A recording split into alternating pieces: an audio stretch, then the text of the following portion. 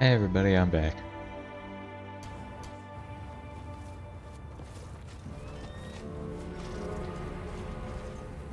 So, what's the core of the riddle then?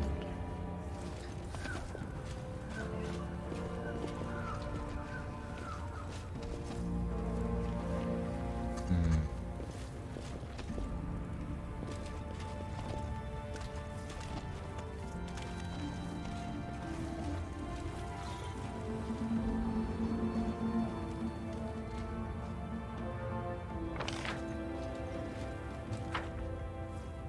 That's it, just the cave.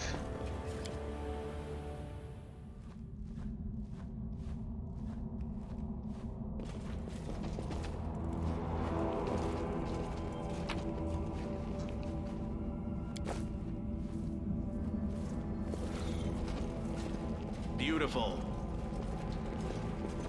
Oh no, not another one of these.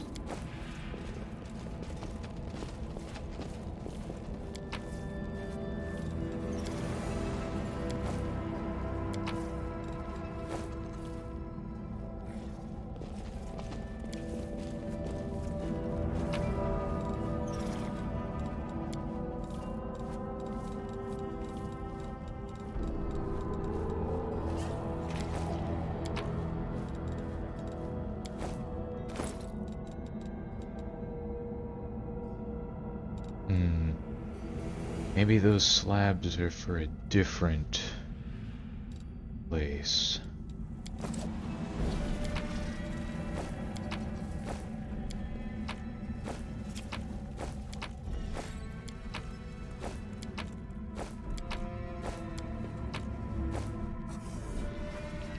Well, in any case, it doesn't look like there's much I can do here right now. Well, that's kind of disappointing.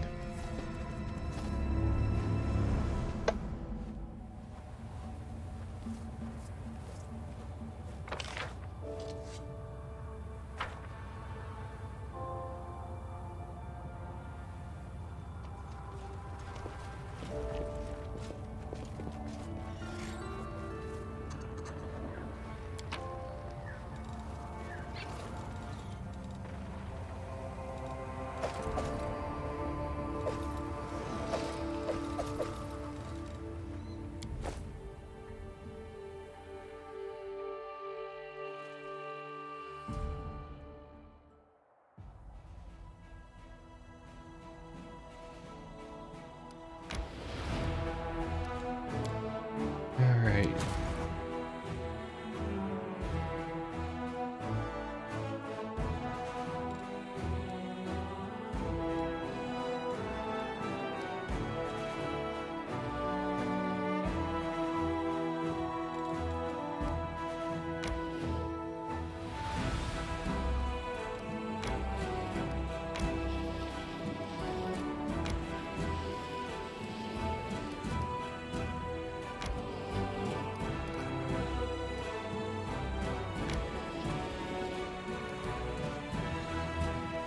Alright, let's see if I can actually do that this time.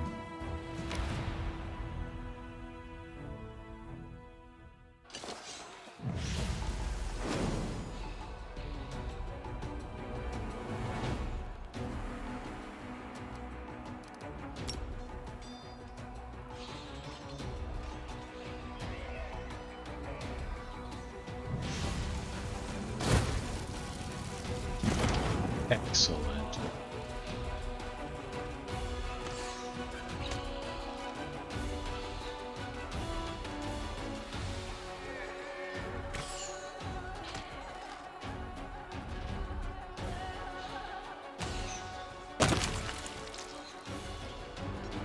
That is much better.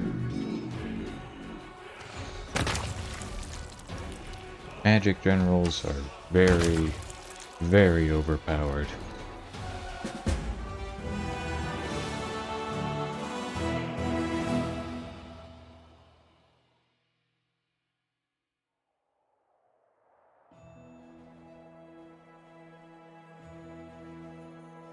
Evidently, demons had taken a liking to the place and had been using it as a sacrificial site for quite a long time.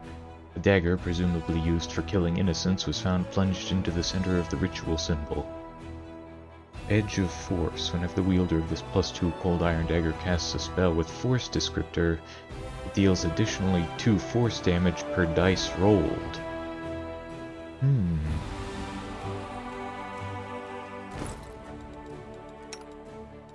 Let's see, what does Woljif have?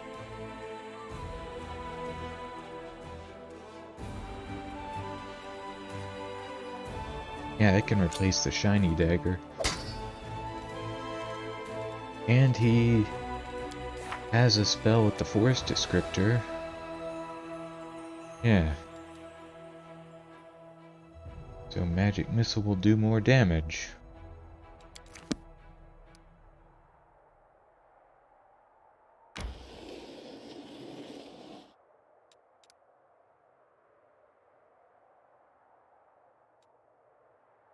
Now this one.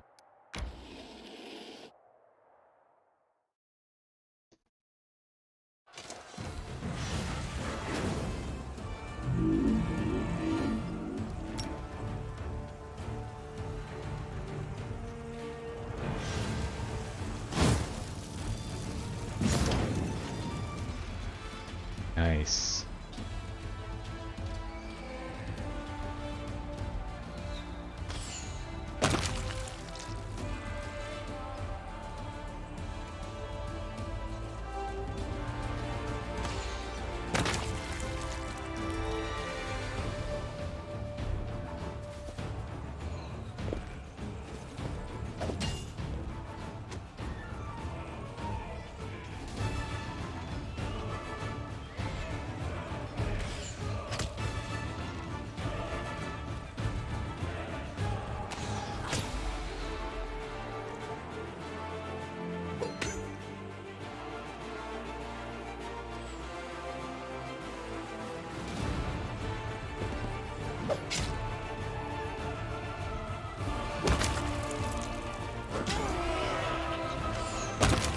Nice.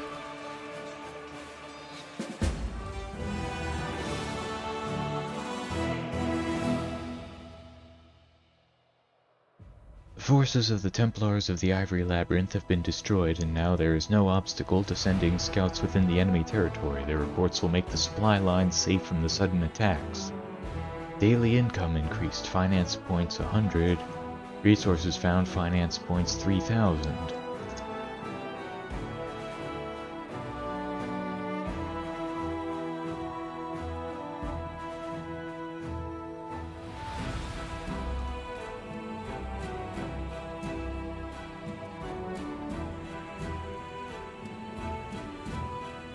Alright, I think that's all the demon armies on this part of the map.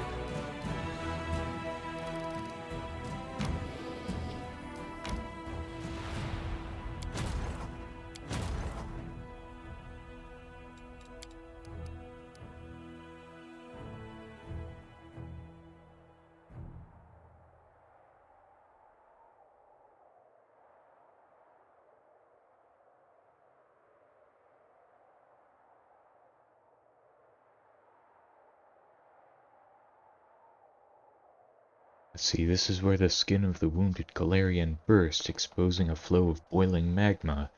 The incinerating heat emanating from under the ground did not prevent demons from setting up a base here to assault Dresden time and again.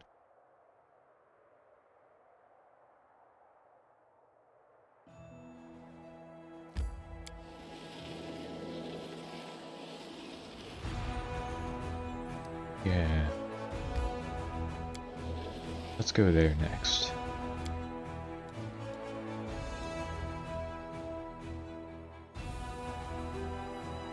Nenio, I like your tail. Really? But it serves no practical purpose and hinders rather than facilitates my movement. However, I cannot deny that beholding it does bring a certain aesthetic pleasure.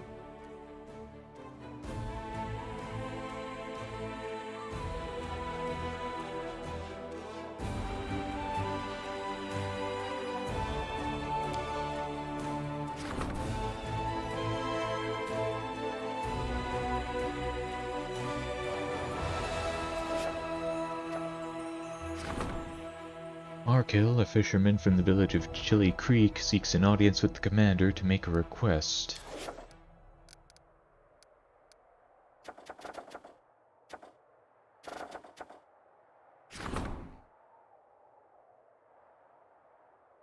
Hmm.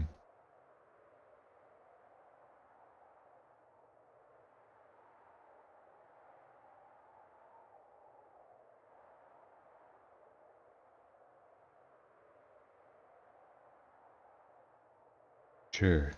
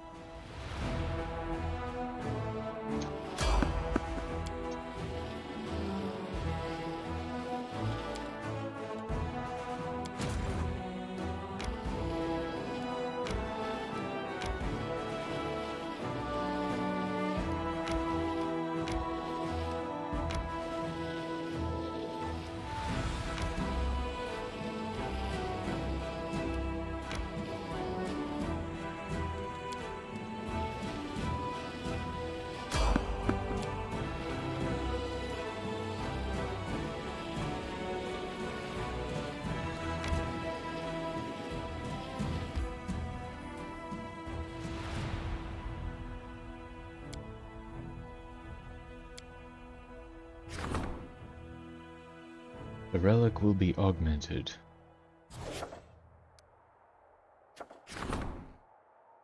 The return of the faultless daybreak is a sign that promises victory to the Crusaders. The glow of this holy relic, put on the commander's gear, will fill the souls of brave warriors with hope and their hands with power. It is necessary to decide on which item it will be placed. Heavy flail. Light shield. Gale mail? Yeah,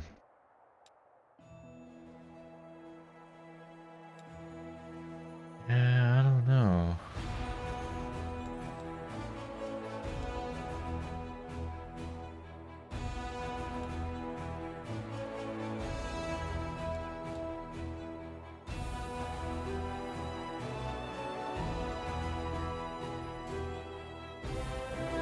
Yeah, it's kind of a toss-up between the light shield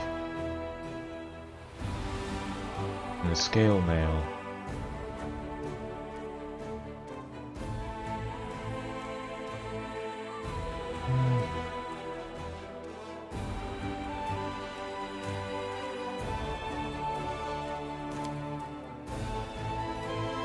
Yeah, it doesn't tell me anything about the item itself.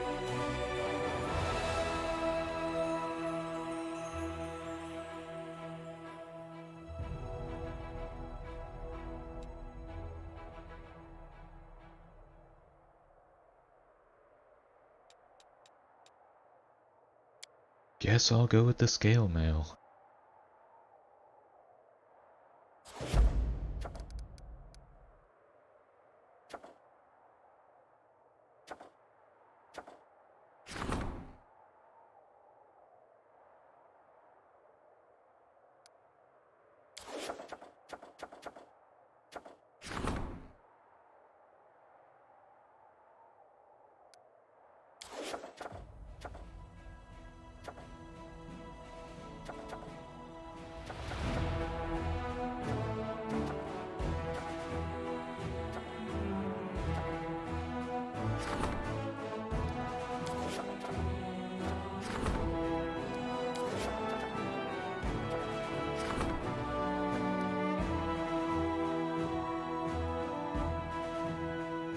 Let's go with that.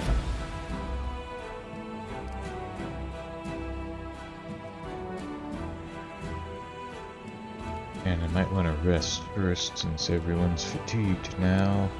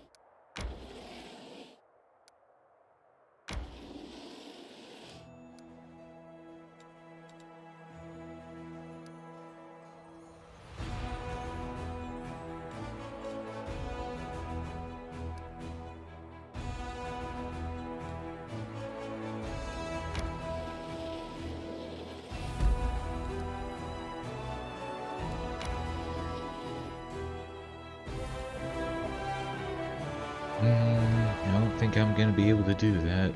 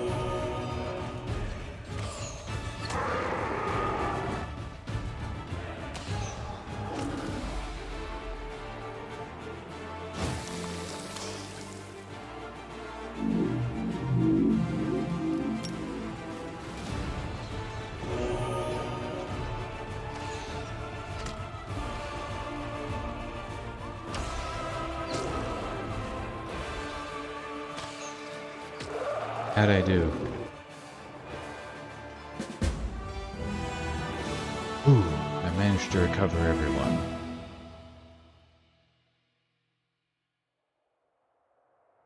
The reeking, blood-smeared lair of rift drakes is filled with bones intermingled with treasures. These were not valuable for the monsters, but those fiends couldn't control their greed. Finance points 5,000.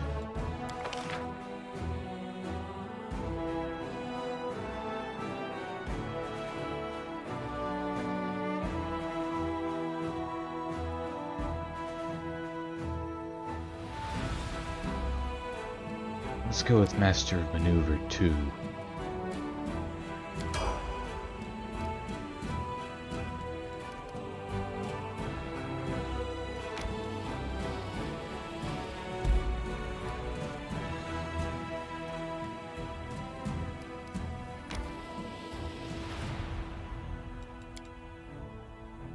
Alright, now let's explore the Molten Scar.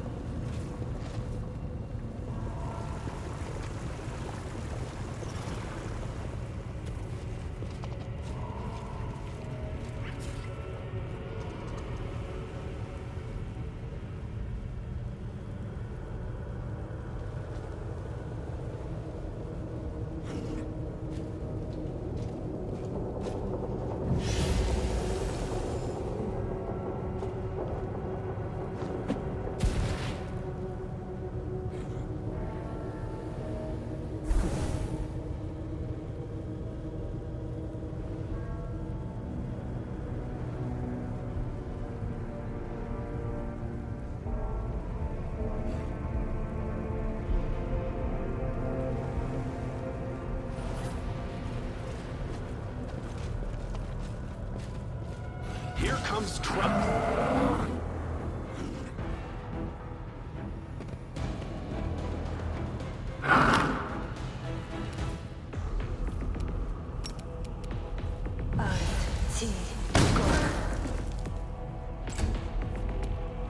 I got this.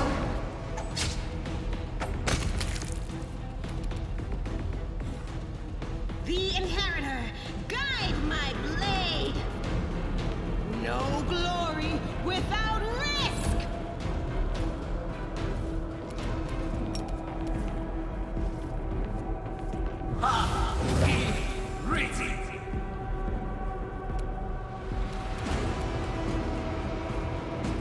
Disappear.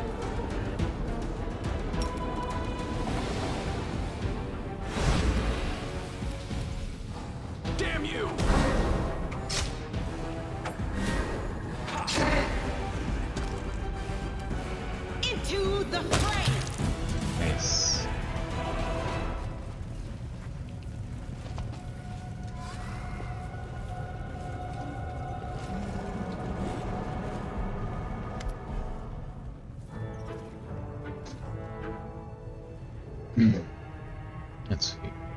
Why are you here? Do you want to become demons too? Rocks will transform you right away. Who are you? Vorimerak, wise rock, magical rock, snatcher of pathetic humans, maker of demons. Other rocks said Vorimerak was dumb. Leave, chicken head, they said, and Vorimerak became the favorite student of wise Xanthir the Plagued One, and is now making demons out of humans. Who is dumb now? Ew, nasty demon, ew. I don't even want to fight it. Can I sit this one out? If I get angry and bite it in a temper, I'll be so disgusted I'll never be able to eat anything ever again. What are you doing here? Vorimerak is making an army. She sends her flock to get humans, silly crusaders at night. The ones she steals she transforms, makes good demons with sharp teeth who will kill you. Ha ha ha ha. Wise Xanthir the Plagued One told her to fly here and gather an army. Harm humans. He doesn't have time to do it himself. He is busy reading and thinking. He said he would give the rock horrific power, like the strongest demons have. Wise Xanthir the Plagued One knows the secret, how to pour more power into demons. When he rewards the rock, she will tear off the heads of everyone who banished Vorimerak. And with the others, she will hunt you from the skies, pathetic humans. Where did you learn how to turn humans into demons? Old knowledge. The wise rock read it and did it. The savvy tiefling has serious doubts that the rock has ever read anything in her entire life. The savvy tiefling thinks that the wise rock is telling fibs. Making demons out of humans. Oh, how fascinating. I've never heard of such a transmutation before. My dear colleague, please share your valuable experience with me. How do you do it? Even a broad outline would be most welcome. The rock walks around, flapping her wings, snapping her beak, chitter-chattering the strange words, and all the while the little humans' bones wriggle out of their skins, their eyes pop out of their sockets, their tongues flop out of their mouths all blue. Just as it's written, that's what happens. Allow me to challenge your account, Madam Vrock, and engage in a scholarly debate with you. It is extremely unlikely that in any reputable scientific work you would find the words chitter-chatter. The rock is wise. The rock could not read the scratches, but Xanthir the Plagued One ordered the rock to get the silver-tongued elf who knows ancient words, and he translated everything. He was screaming in pain while Xanthir was eating him.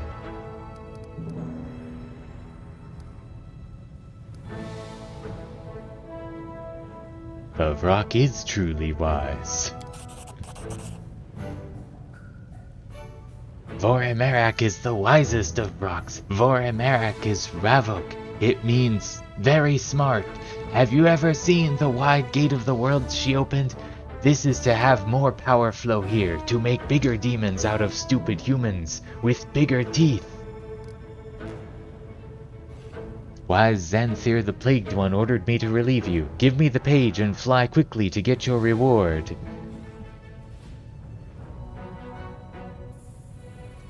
So, even if I roll a 1, I should succeed, but will I?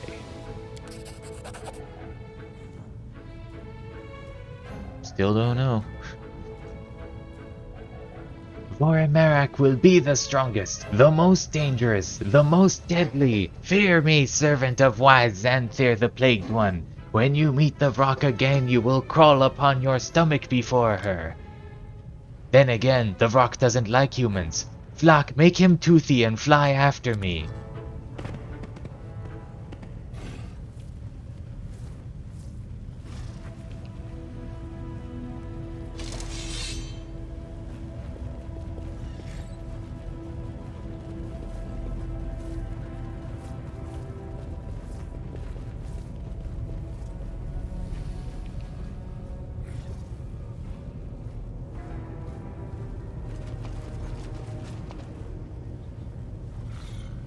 And we all leveled up. Page smeared with blood and soot. The paper is old and is stained black with blood in places. Someone has written over the ancient elven runes in blood. Just one fragment in the corner is readable. Not a portal, but a soft spot in the space of the world. Any gods and demons have the power to open such a rift, but doing this will not be to their liking, so they will leave the request unanswered. Therefore, one should pronounce the word Ravuk when creating such a rift. It is an ancient and mighty word of power that belongs to a language now forgotten. This word means no name. Mages of the past often wove it into the texts of their incantations to shelter themselves from the anger of those forces disturbed by rites against nature.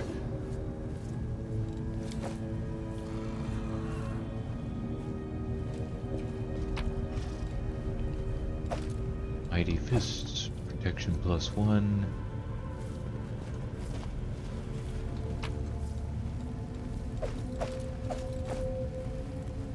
Janna Aldori!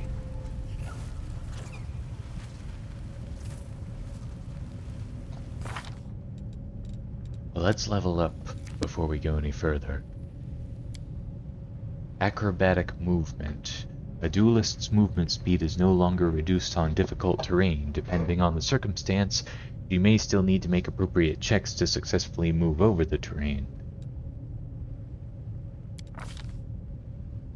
Another ability score increase.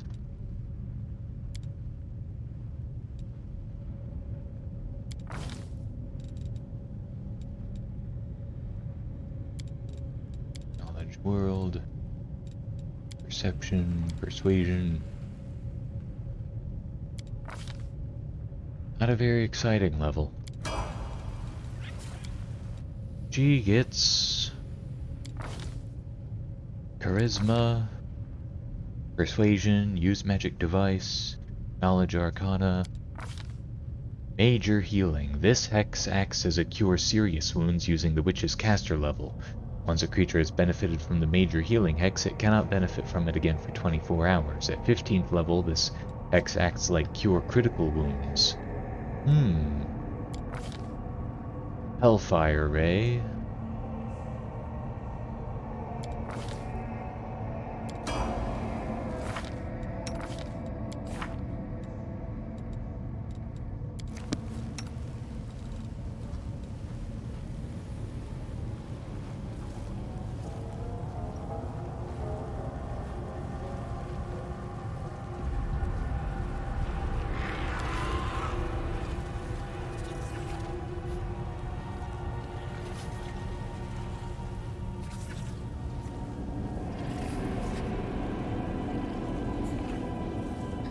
Interesting.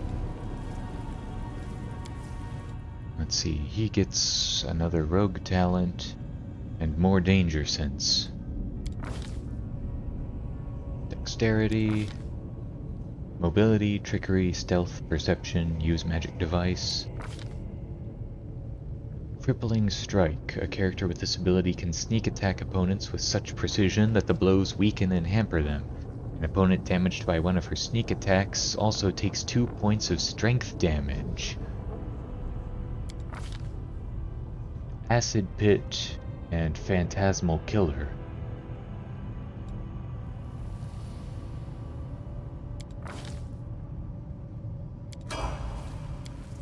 She gets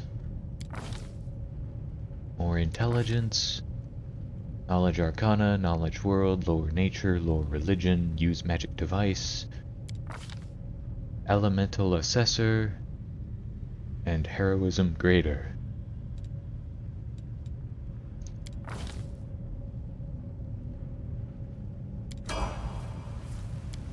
She gets more dexterity, mobility, trickery, stealth, knowledge arcana, perception, persuasion. Not a very exciting level for her either.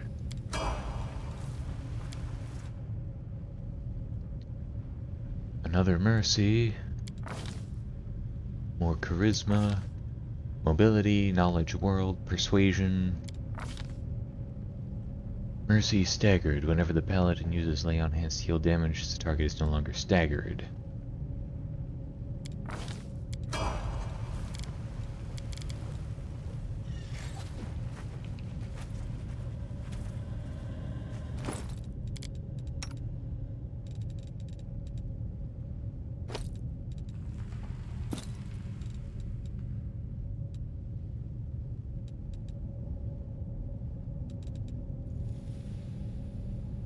here it is. Scale mail of the Faultless Daybreak. 8 armor class. This is an intermediate step of relic creation. So there's more that needs to be done?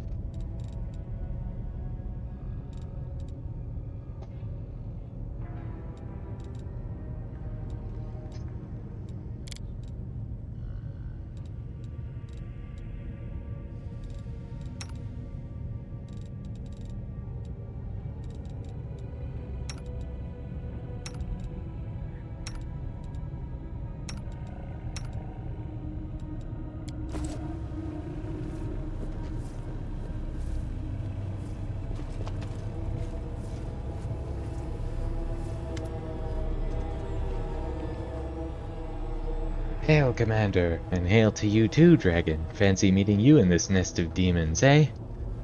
What are you doing here? What do you mean? We're free crusading here. We brought all of our kind from the court, anyone who can fight. We're going on raids, taking on demons, helping armies from Dresden where we can. Lots to be getting on with, so much to do, but we'll manage it, don't you worry. Thanks for your help. I'll be going now. Have a lovely day then, and call into the court more often. You're sorely missed. Alright, Janna, explain yourself. Knight Commander, it's you. Janna, by the gods. Come on, look alive, we're gonna get you out. How did you wind up here? I got lost my way when I ran. I walked and walked with no food, and then the rocks came and...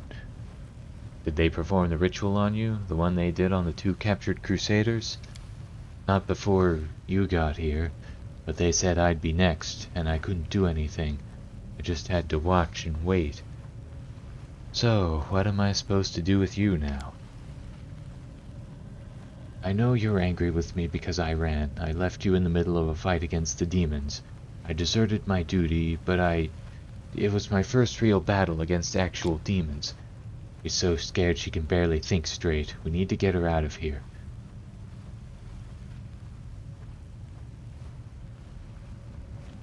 Of course, we're going to help you, Janna.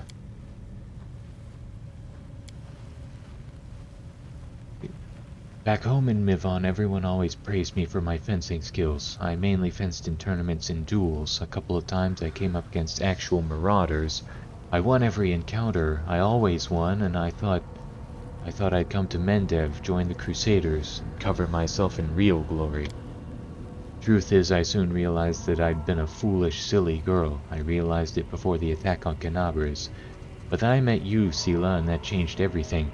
Everything came so easily to you. You could fall into the caves below Canabres, survive terrible dangers, and then turn around and order a tankard of ale in the tavern like it was nothing. You went on the attack on the Great Garrison and came back stronger than ever. Now a companion of Iomede's Chosen One. And then there's your motto, no glory without risk. You were the heroine I had always imagined myself to be, and that's why I insisted on going with you after those demons. Wanted to keep up with you, to prove I was as good as you. Look where it's led me. You heard what the commander said, Janna. You're free to go wherever. And if it counts for anything, I'm sorry.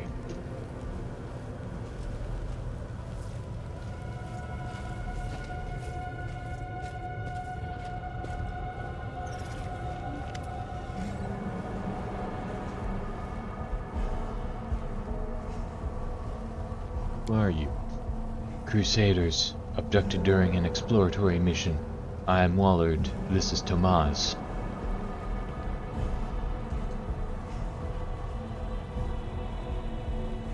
Do you know anything about the girl in the other cage? No, they brought her in after. She could barely stand. She was weak from exhaustion. Looked like she hadn't eaten in days. The rocks tossed her in that cell and haven't touched her since. She hasn't talked to us either. How did you get here? We were exploring the gorge on Anevia's orders, and we ran into them. Rocks attacked us, beat us up, and dragged here. We thought they wanted to eat us. Oh gods, it would be better if they had. Now I know for sure that these rocks are my least favorite demons. Foul, wicked rocks. What they did to you was horrible. We have families, Commander. Save us. What did they do to you? We were put through some horrifying ritual. Maybe that's how Arilu tormented her test subjects. The pain is unbearable, Commander. Like being dipped in boiling water and then dragged over a grater. I saw the abyss. It lunged at me like a wild beast, pouring its vile poison into me. It entered my bones, turning them into molten metal. The rock said that I would be their soldier. Tomas and I are far from the first ones they've done this to. I think they make a kind of tunnel through to their cruel world, and the filth gushes in from there. Pump it into us and make us fight for their side. It pains me to think about it, but a few times I thought that the demons I killed looked like some of my friends, people I thought had died. Now I know what happened to them. I have first-hand knowledge of the subtle influence of the Abyss's emanations. To have endured such a fundamental transmutation and retained your sanity, I am truly delighted for you. I even envy you a little. If only I could have had the chance to participate in such a groundbreaking experiment. What should we do with you now?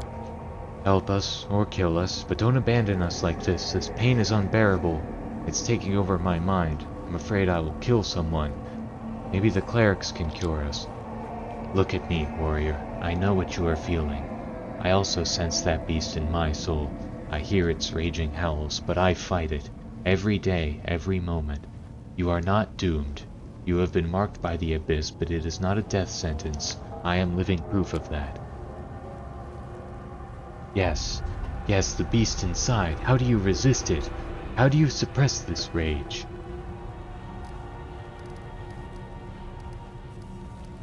Go to my camp. If the clerics don't cure you, they will at least take care of you. Thank you for not turning your back on us, for not abandoning us. With your permission, Tomas and I will search the vicinity. Now that the rocks have been ousted, we need to gather their poor victims. They need help too.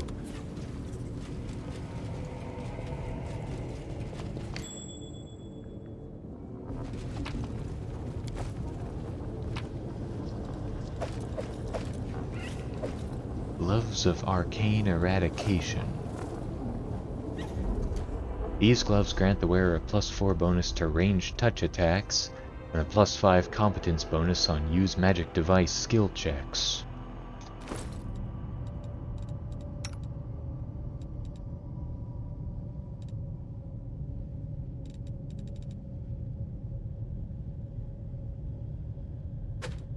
Yeah, I think I'll give those to her. Wait.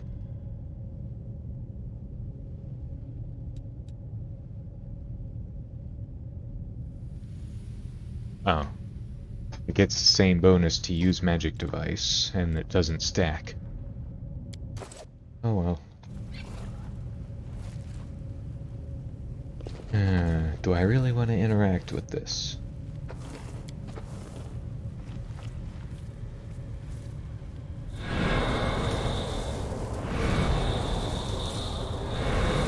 Oh, I can cleanse this.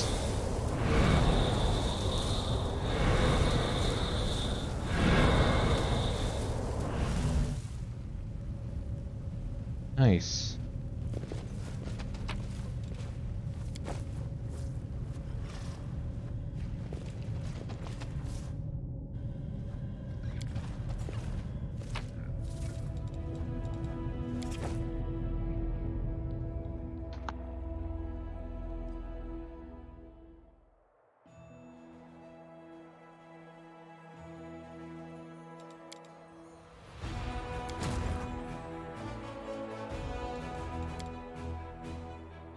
Alright, well let's just teleport back to Canabras. Or Dresden.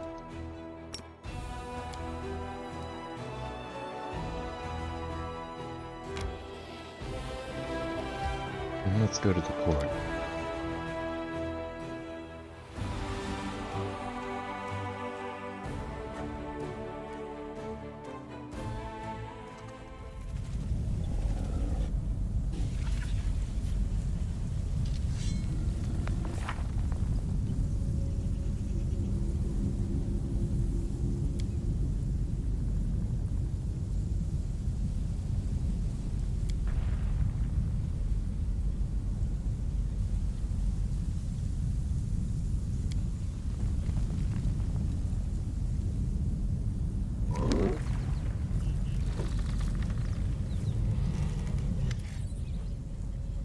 glad you came. Something incredible is going on here. Ever since 3 new creations appeared in the court, the whole ridge has been shaking. Magic has been behaving very oddly, and everyone has been having strange dreams. We can all tell that something is going on, but what, we just don't know. The entire court is assembled, for the first time in quite a while, too. Usually someone's gone for a stroll or others are off hunting demons. It might be hard for such a motley group to live in harmony, but we're trying our best. The court has brought us all together. Since we're all here, would you like to do something? You know, something you really want to do. Last time you did a thing like that, you made a garden appear on barren rock. Something else is bound to happen this time. There's a tried and tested method for that.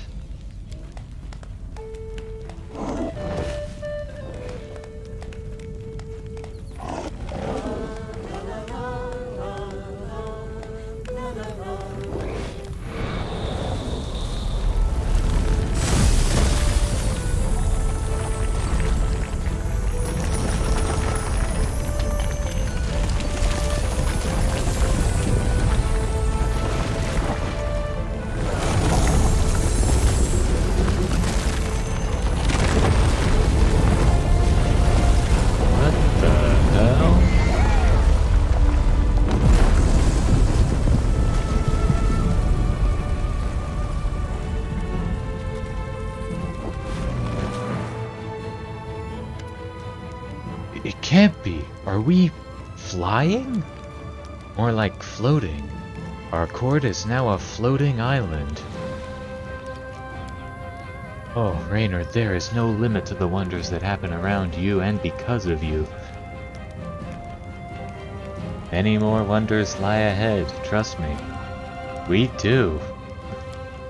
I can't believe this is all for real. It's just awesome, but... Wallflower, please tell me you have a couple levitation spells handy for us to get down safely.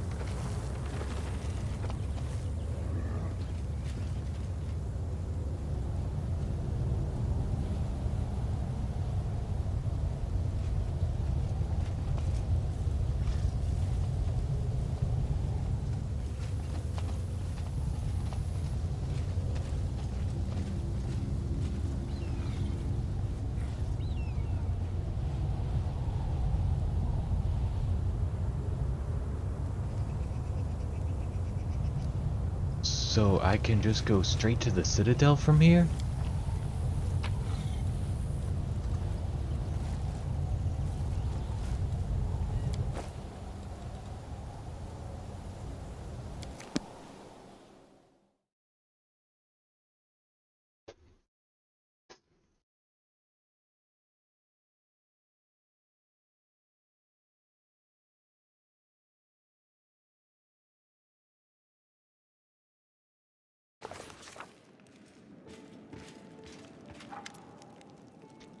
Commander, unexpected reinforcements have arrived.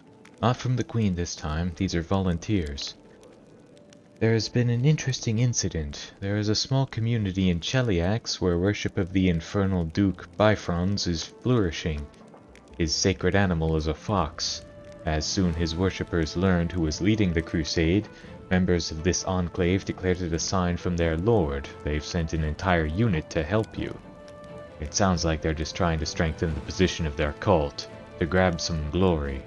On the other hand, as distasteful as I find it, we don't prohibit devil worship, and they have sent some excellent fighters. We will allow them to join the army. 18 barbarians are recruited at the commander's headquarters, or adds 2,500 finance points. That's quite unexpected, but let them join our army. We do need soldiers. As you say, Commander, the recruits will be at your disposal shortly.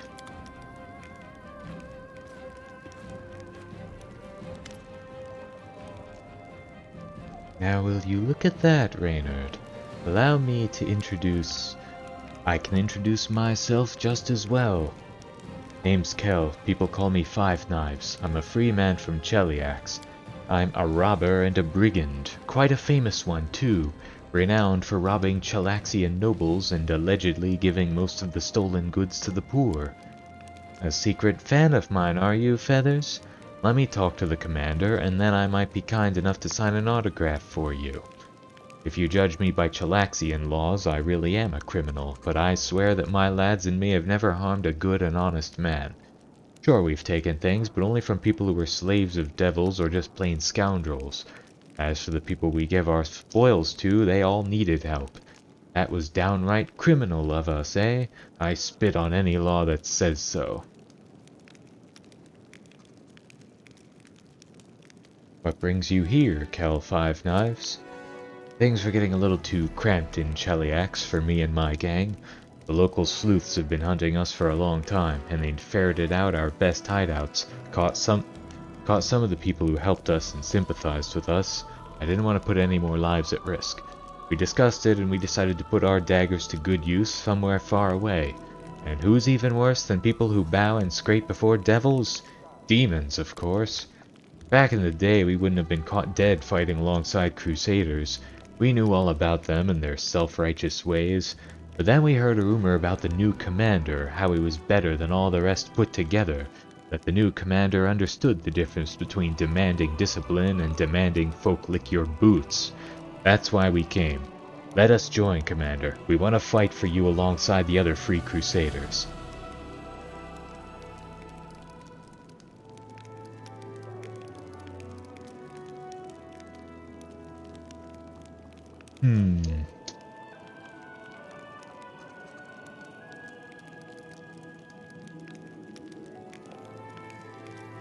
Yeah, I do think Anivia might make better use of their skills. I'm willing to let you join, but your skills aren't exactly what we need for battling demons. Find Anivia Tirabade, she'll put you to good use. Anivia, you say? We've heard of her. She knows what she's doing. So be it. Hey, Commander, you gonna make me a knight or what? I'd love to see the faces of the Chelaxian big shots when they find out that old Five Knives is a sir and a crusader, free or otherwise.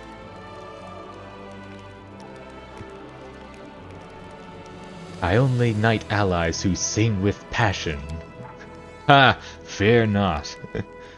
That's not a bad tune. Mind if we add a couple bawdy verses to it?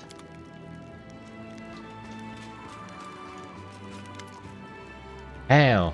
Amidst the critical shortage of supplies, a number of soldiers who call themselves the Fellows of the Crusade have set up a black market in the army.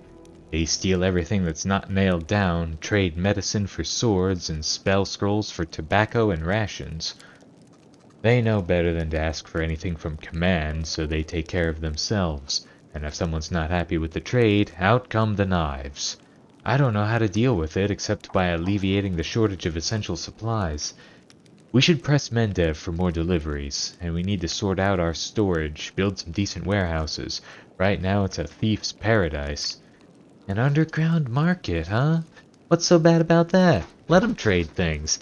Let's authorize it. Then there won't be a black market, just a normal, legit market. If someone is in need of something, we are the ones who must provide it. We should ask the priests of many different gods. They have wealth and influence, maybe they can help. You thought I was joking when I said our soldiers would soon need our experience of surviving in the caves? Well, here we are. This is the day. Time to live off the land. I'll teach your fighters how to survive on barren rocks, and there won't be any need for a black market. Who are these fellows of the crusade? Where did they come from? Every army has people like them. Crafty folks who are willing to survive at all costs. Keep in mind, these aren't brigands, otherwise they wouldn't have enlisted in the Crusader army. They want to free Galarian from the demons just as much as anyone, but their choice of methods is indiscriminate, to say the least. Not everyone joins the crusade out of the goodness of their heart. Some are hiding from Mendev's judgment, some are here for glory, some are dreaming of treasure and spoils. We've got repentant cutthroats, illegitimate children, adventurers, rogues, all kinds. And each of them is poor and used to not being able to rely on those in power. In their experience, everyone who has any sort of influence is a greedy cheat, and only common folk can be honest. That's why they call themselves the Fellows of the Crusade. They're your fellow soldiers who are trying to make things fair in their own way, and others follow suit, whether they really believe them or they're just doing it as a jest, who knows.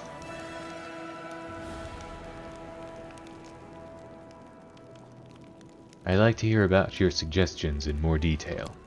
Yes, Commander. Woljif, what are you suggesting? Fighting under-the-counter trade goes about as well as smacking nettles with a stick. Swing all you like, even pave over it, it'll just grow through the stone. If soldiers are trading, it's because they gotta.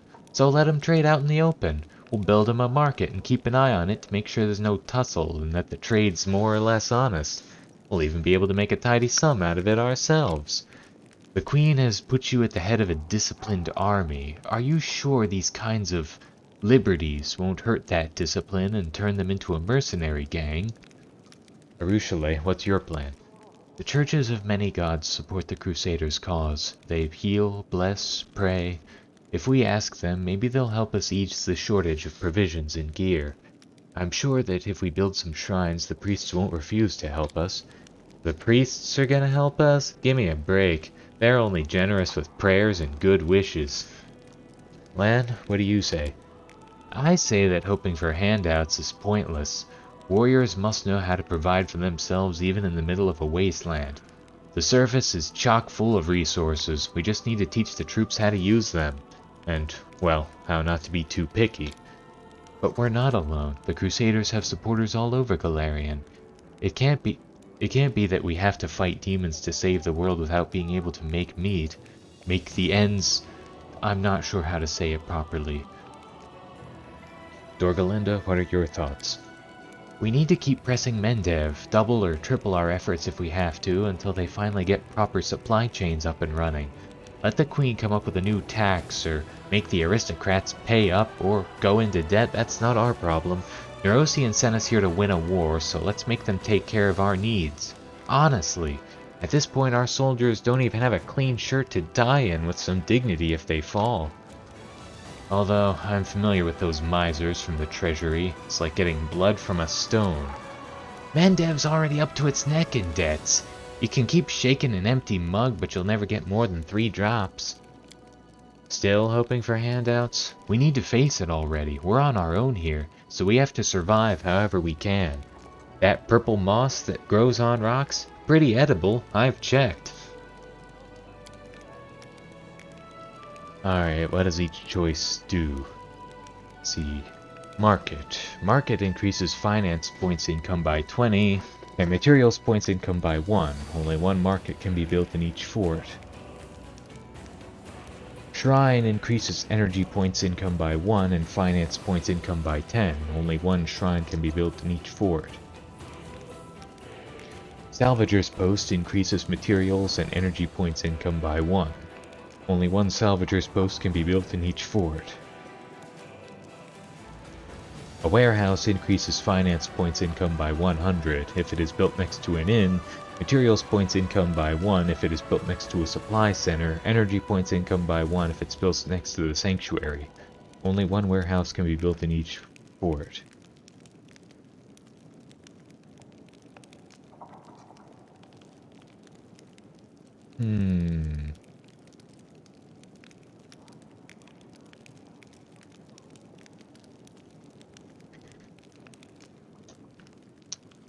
Yeah, I mean, what Moljif's saying makes sense. And I do like the increase in materials points income, though I can't get that from this. Yeah, let's go with Woljif's suggestion. That's the wisest solution right there. The market will fix everything on its own. When there's trade, there's gold and life. Thank you for making the call, Commander. I'll report all further developments directly to you. If we run into anything else that requires your attention, I will immediately convene the council.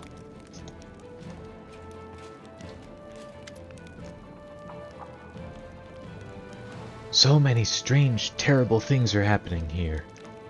I saw enough horrors on my way here to last a lifetime. But of course I didn't show up empty-handed. The whole village took up a collection for the war effort. It's not much, mind you, but it's something. We're just doing our part, however small, to help you win the war. How did you get here? By pure luck, I figure. You're surrounded by all this horror. The land is dead, the trees are all gnarled and twisted, there are monsters roaming around everywhere, ready to jump out at you at any moment. Thankfully, I ran into a Crusader patrol and they brought me here. If it wasn't for them, I would have ended my trip in the teeth of some nasty beast, that's for sure. How are things in the village? Everything's been peaceful and quiet. I get wistful just thinking about it. Now I'm kicking myself for being such a fool. Why didn't I just stay at home? What was I thinking, dragging myself all the way out here to the world wound? But, you know, it's just not right, sitting home quietly, hiding behind the heroes who risk their necks for us every day. So I decided to pay you a visit. How is Jernog doing? He's settling in, that's for sure. Almost one of us now. Heals the sick, fixes the nets with the others. Before you know it, he'll be learning how to swim. Would you like to stay here with us? No, thank you. Hate to say it, but I'm no crusader. Fighting demons is not really my thing. I'll get some rest before I head out, take a day or two to look around the fortress. It'll give me some stories to tell. Then I'll head home, to Chili Creek. I've already seen more on this trip than I've seen in a lifetime. Anyway, you better come back to see us. We'll be waiting. Thanks for coming to visit. Thank you for defending our peace and quiet. We've gathered up something else for you heroes, but I couldn't bring it with me. It was too heavy to carry. Come to our village and you can pick it up yourself, and pay us a visit while you're at it. We're always glad to see you. Well, I'll see you later. Good luck with all the fighting.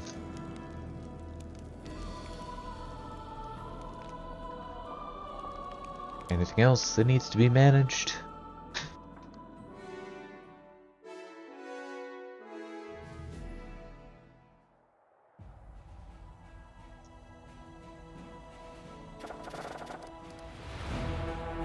Nope, that's it. Although... yeah, I don't have much in the way of materials points. Can I just... well, I'd have to buy the materials with my own coin. Yeah, it'd be nice if you could spend those to get materials.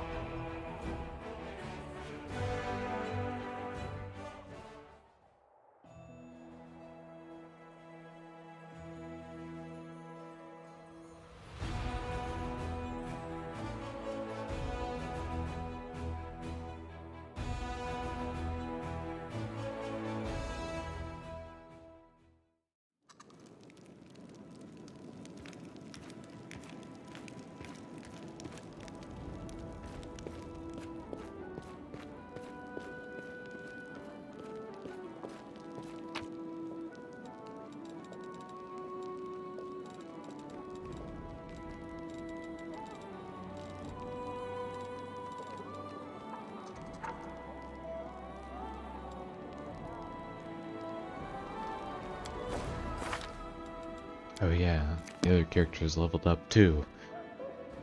So he gets more sneak attack and another Slayer talent. More strength, athletics, mobility, stealth. Opportunist. The character can make an attack of opportunity against an opponent who has just been struck for damage in melee by another character. This attack counts as an attack of opportunity for that round and can't be used more than once per round.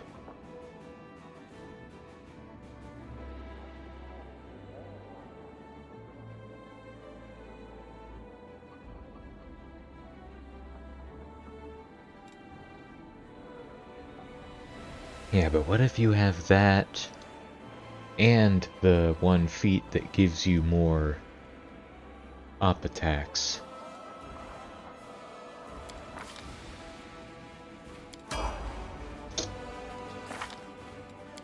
Regil gets Lawbringer. At 7th level, a Hellknight's attacks are treated as being lawful for the purpose of overcoming damage reduction. More dexterity, knowledge arcana, persuasion.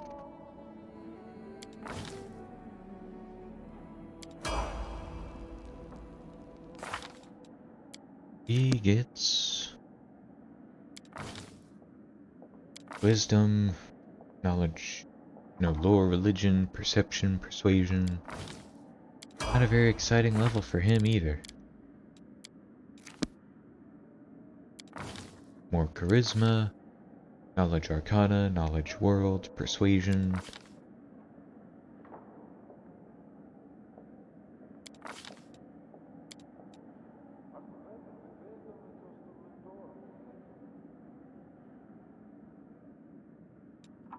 Wait a minute.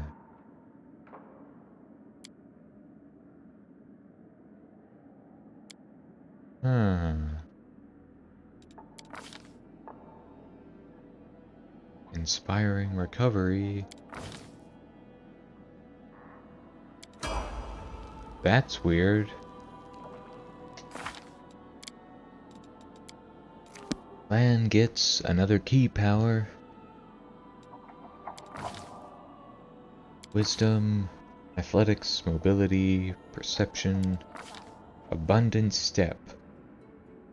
Unk can slip magically between spaces as if using the spell Dimension Door. Using this ability as a move action that consumes 2 points from his key pool. He cannot take other creatures with him when he uses this ability. And she gets another Hex, Dexterity, Trickery, Stealth, Battle Ward. The shaman touches a willing creature, including herself, and grants a battle ward. The next time a foe makes an attack roll against the target, the ward activates and grants a +3 deflection bonus to the warded creature's AC. Each subsequent time she's attacked, the deflection bonus reduces by 1 to +2 for the second time she's attacked and +1 for the third time. The ward fades when the bonus is reduced to +0 or after 24 hours, whichever comes first. At 8th level, the ward's starting bonus increases to +4. At 16th level, it increases to +5. A creature affected by this hex cannot be affected by it again for 24 hours.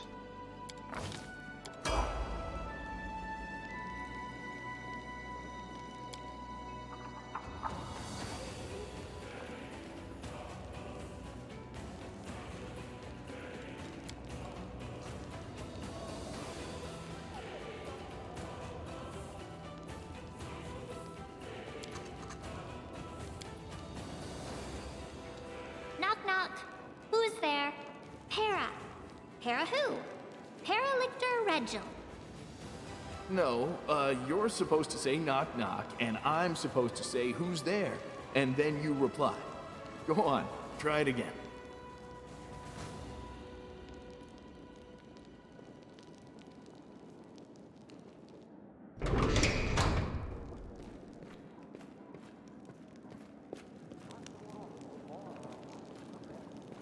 Time to visit Wilser Garms again.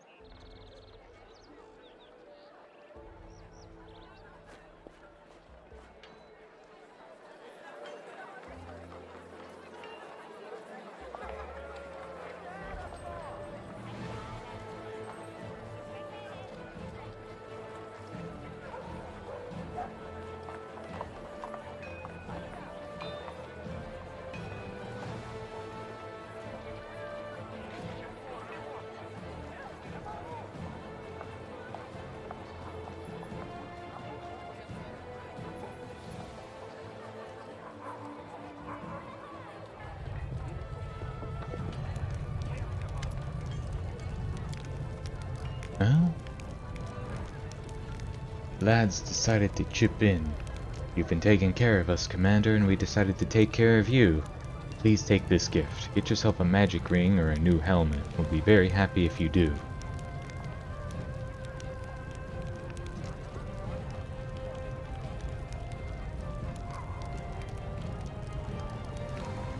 Thank you. From the bottom of our hearts, Commander.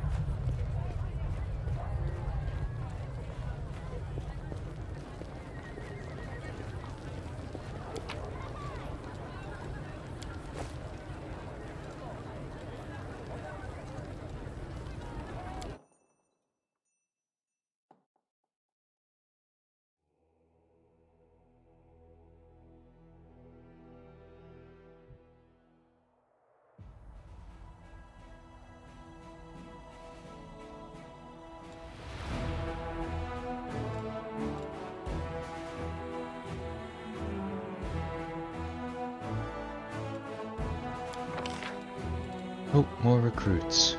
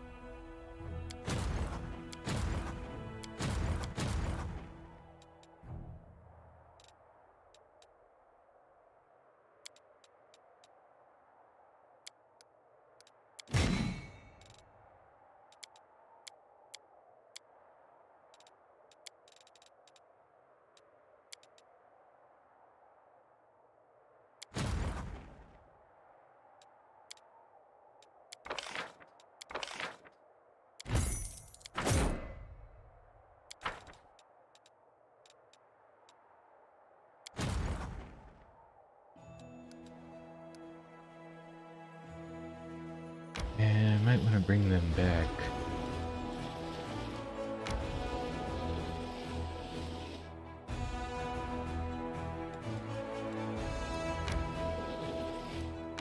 Just to get more troops here.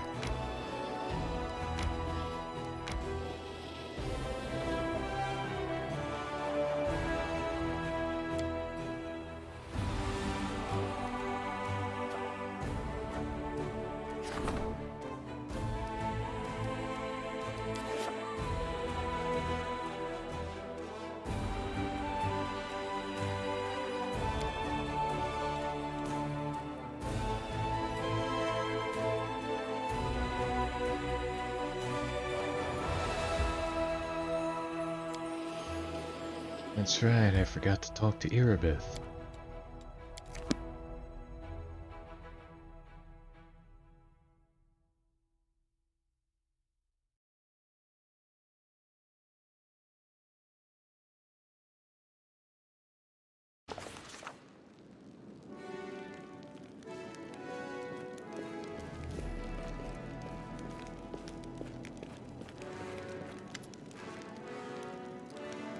I found out how the demons snuck up on us. It won't happen again. I've been told. He protected us from surprise attacks and saved the poor fellows who were maimed by demonic rituals. Those poor lads, what have they become? I hope the clerics will be able to heal them, or at least ease their suffering.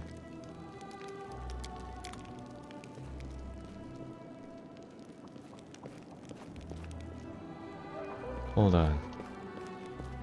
Is there a way that I can... Nah, I can't get to the court from here. I can handle it.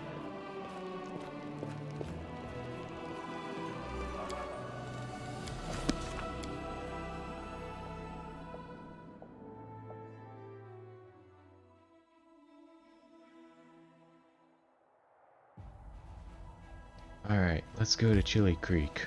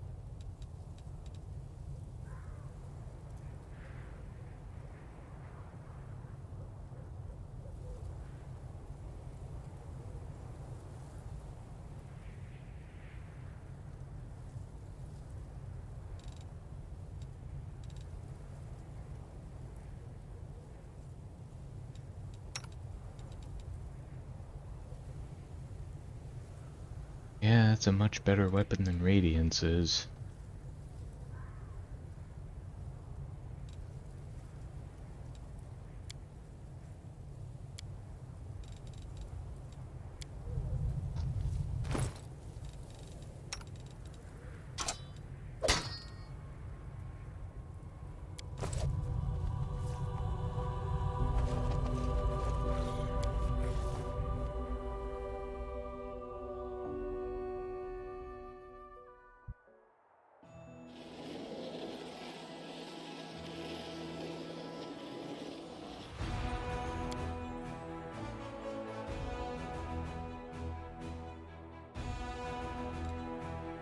You're so pretty, but I'll never be like that.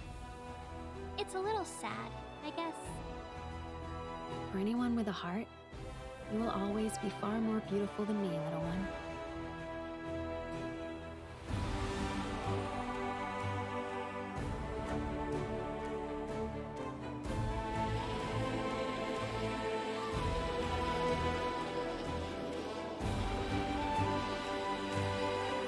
Why does Ember keep making lore religion checks whenever we stop camping?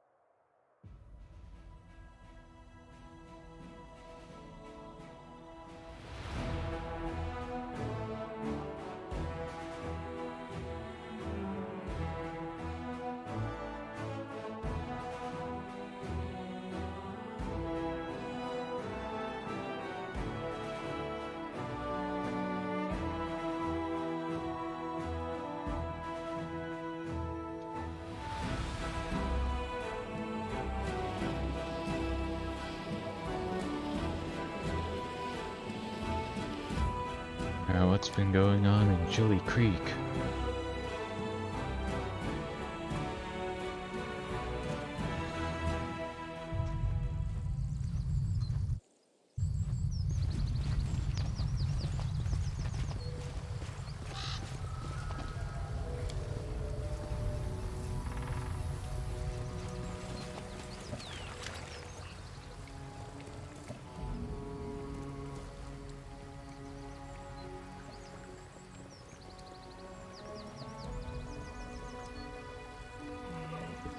It's not a wolf that howls in the night. It's not a bittern that cries in the fen. It's not the falling rain that blinds my sight. It's the grief of my broken, bleeding heart. What's happening here? Shh, be quiet. What's happening is that Livona's son died 2 days ago. Her eldest, of course, so we're here, commemorating the poor child. My condolences. Thank you for your kind words, but it's probably best for you to move along.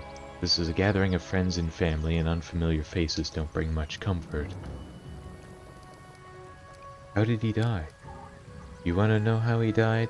She begged him not to get close to the water, told him so many times to stay on the shore. He's her firstborn, you know, but he didn't listen to his mama. He went swimming, got a leg cramp, and...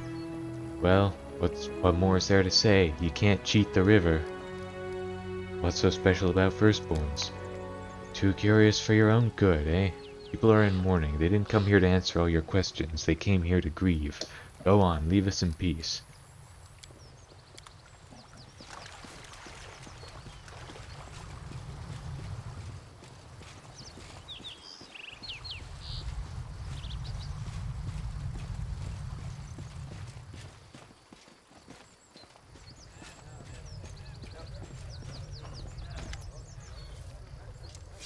Oh, hello.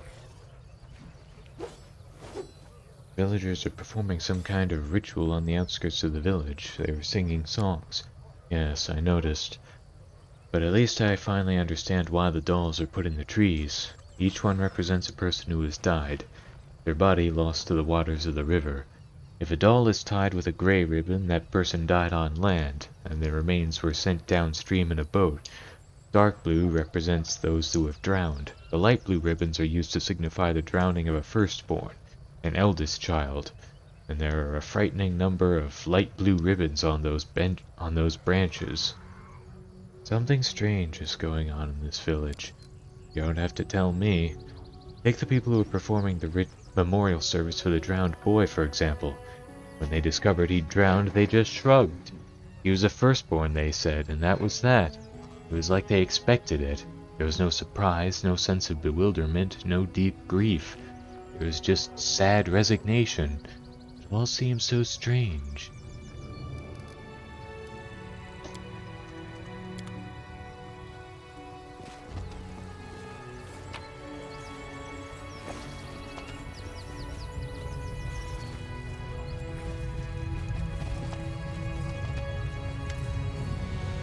Look, the commander's here. Welcome back. Please, stay here for as long as you'd like.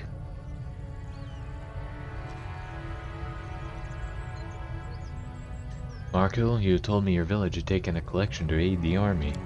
Right you are. Here it is, just like I said. Go ahead, take it. We're just glad to help in any way we can. How are things going in the village? Things haven't been good of late. The widow Livona lost her oldest son the other day. He drowned. You told him not to get too close to the river, but when have children ever listened to their mothers? If Icy Rill wants something, she'll get it sooner or later. That's a fact. The boy was a firstborn after all. He loves firstborns, our river, loves them to death. Now, enough with such horrible talk. I'm a firstborn too, and I'm still fine, alive and kicking. What kind of ritual are the villagers performing in the grove near the outskirts of the village? Which villagers? The ones who are singing songs? That's not a ritual, they're holding a memorial service. We don't bury our dead underground, we put them in boats and release them into the embrace of our mother Icy Rill. But that's only when someone dies on land. When the river takes someone, well, there's obviously no body to put into the boat, so people sing songs in their memory and leave dolls on the trees.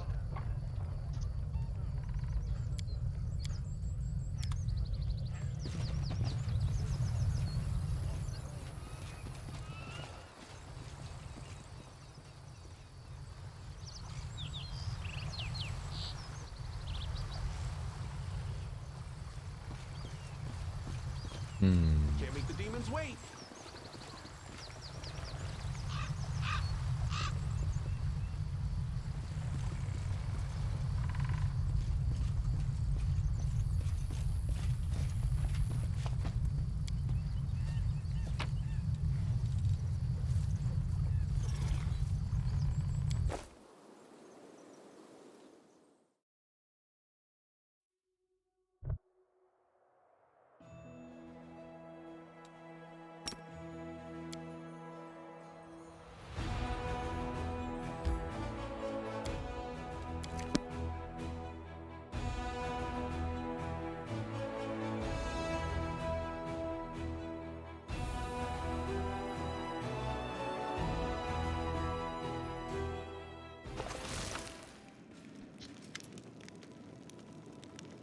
Greetings, Knight Commander.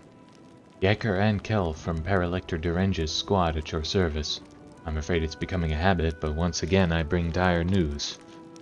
Paralector, while you've been following the Knight Commander, much has happened at our outpost. Enough empty chatter, Knight. Give your report. Reporting to whom it may concern, a group of Hellknights has vanished under suspicious circumstances. They were last seen on the road to the occupied city of Eyes. The Knights were escorting a group of cultists and carrying letters captured in a recent raid on an underground hideout. They disappeared after reporting their approach to our outpost, and the chapters quartered there failed to find any traces of the missing Knights. The situation is highly abnormal. Such a large squad could have fallen in battle, but they could have hardly have vanished into thin air without so much as a sign of struggle. Powerful demonic forces might be involved in their disappearance. Thus, we informed Dresden about the incident and plead for help in our investigation. Tell me about this hideout. Where were the cultists captured? It was a secret hideout consisting of a large warehouse and several workshops which produced equipment for cultist cells all over Mendev. We'd been tracking the cultists for a while before finally locating and attacking them. Strangely, our intelligence reports had indicated that several powerful demons were always present inside the hideout, but our strike team only found mortals. We captured and escorted them to our outpost for questioning. What of this outpost where the Knights were last seen? As I understand it, Paralictors Reneth, Tai, and Deothan informed you about the outpost during their visit to Dresden. While we finished its construction just a few days ago, it's already our largest staging ground in Eastern Worldwound. We have a small permanent garrison station there, and we use it as a resting area for the Hellknights involved in various expeditions. Fine, I'll take care of it. We must visit the Hellknight outpost as soon as we can. I suggest you treat this incident as seriously as possible. It might have unexpected consequences.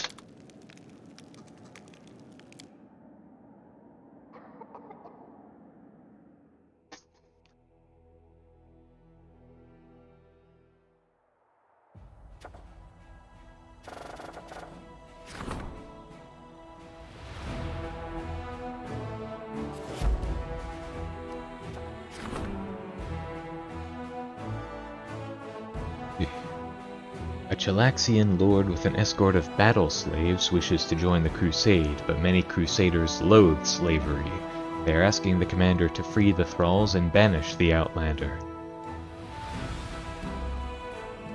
Let's see, crusade morale increases by 25, deducts 2,000 finance points. 4 battle slaves are recruited at the commander's headquarters. Crusade morale increases by 25, deducts 1,000 diplomacy experience points. Crusade morale increases by 40.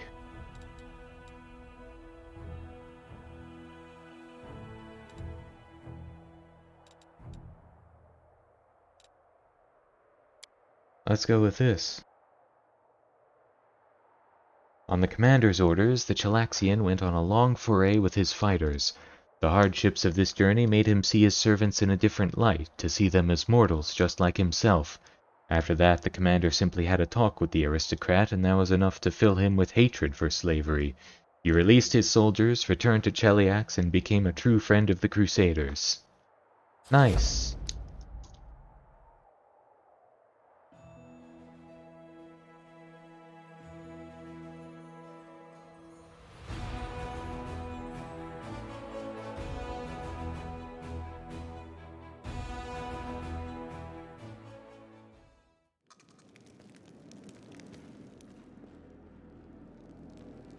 Now, rest to get rid of the corruption.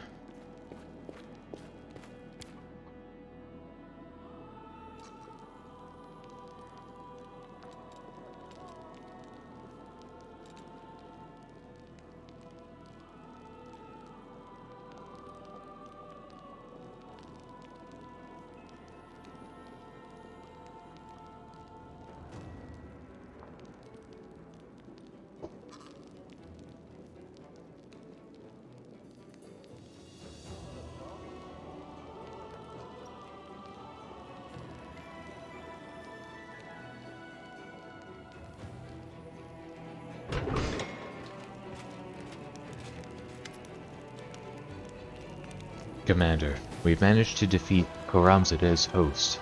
The remnants of his army have retreated to lick their wounds, and we must use this opportunity to go on the offensive. For right now, our army is not fully prepared to begin such an expansion. The farther we advance into the enemy territory, the more we'll need strong and mobile cavalry. I propose we replenish our forces with light cavalrymen. Mendev could offer us plenty. There are many lone paladins in Galarian like me who travel and help the needy. Shall we call them to our aid?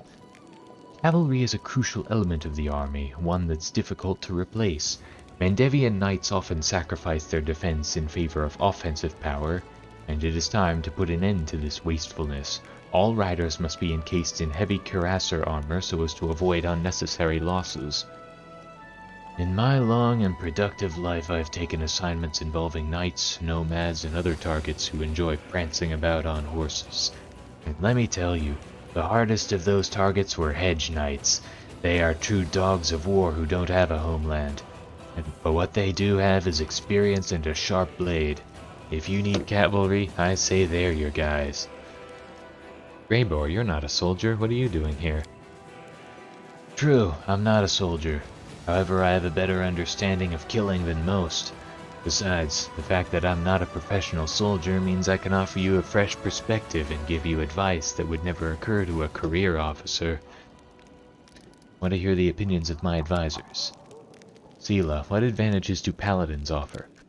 The gods have blessed them with strength, protected them against darkness and corruption. They spend their whole lives training and performing great deeds. Destroying evil is what they live for, and it's what they do better than anyone. Regil, why do you advocate for cuirassiers? There's a certain breed of fighter who thinks that the glory they win on the battlefield justifies any amount of risk.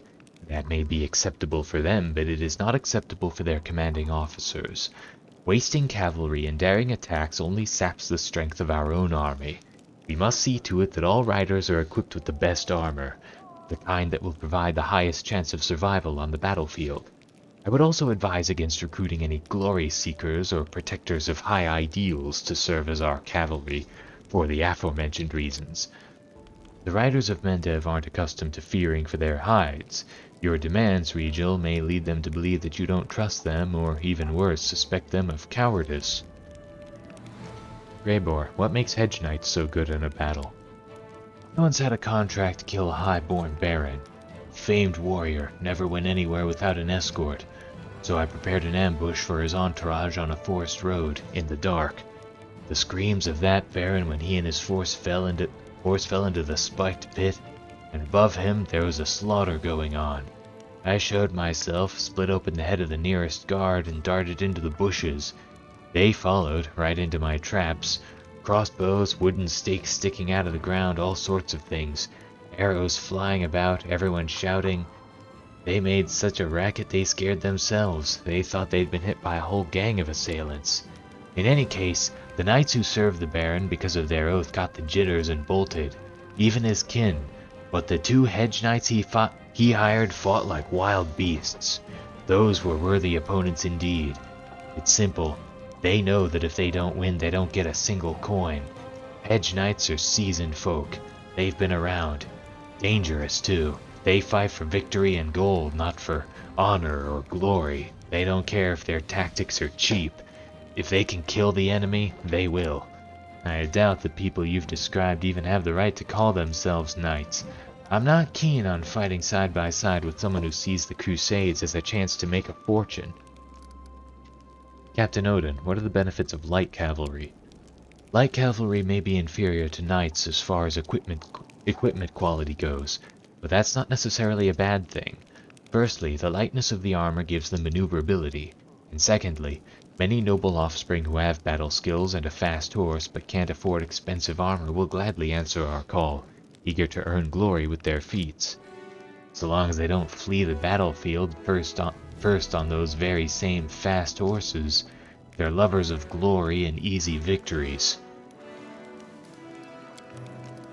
Let's see. Main stables provide weekly recruitment growth for paladins. Cavalry capable of healing allies. All mounted scouts are promoted to paladins.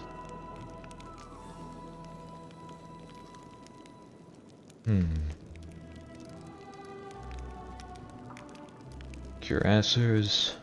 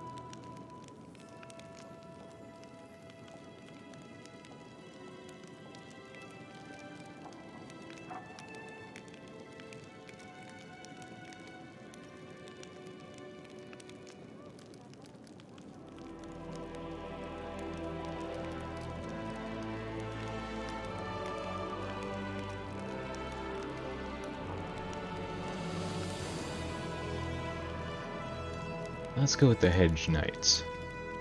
These people may not have given any oaths or solemnly sworn their loyalty, but they fight far better than most.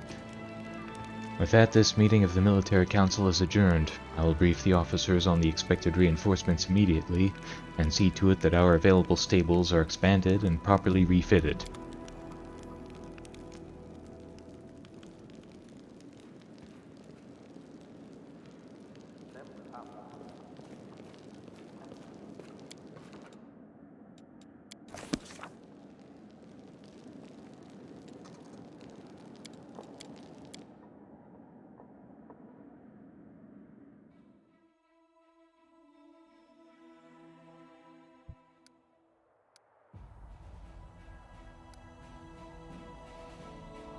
Ah, there's the Hellknight Outpost.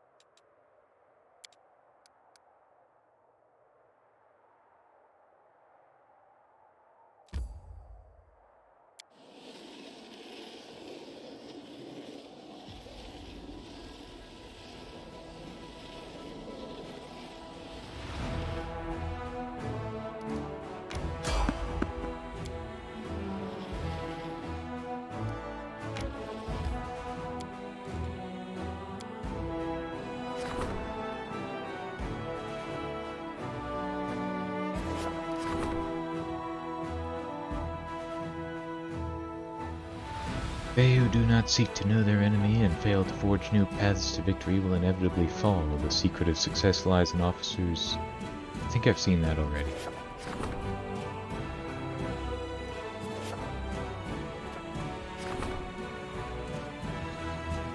Gelroar's tusks are still strong and sharp, and its scales are tough and resilient. The craftsmen of the Crusade want to use them to craft a weapon for the commander. What should they turn the monster's remains into? Short spear, light spiked shield. I guess the shield.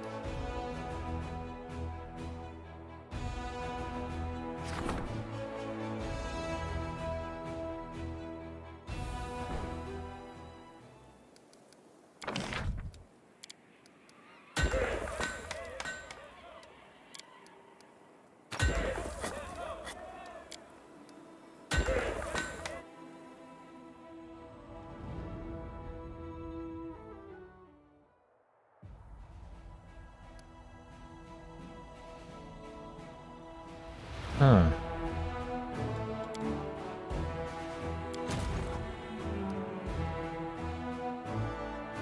Let's see.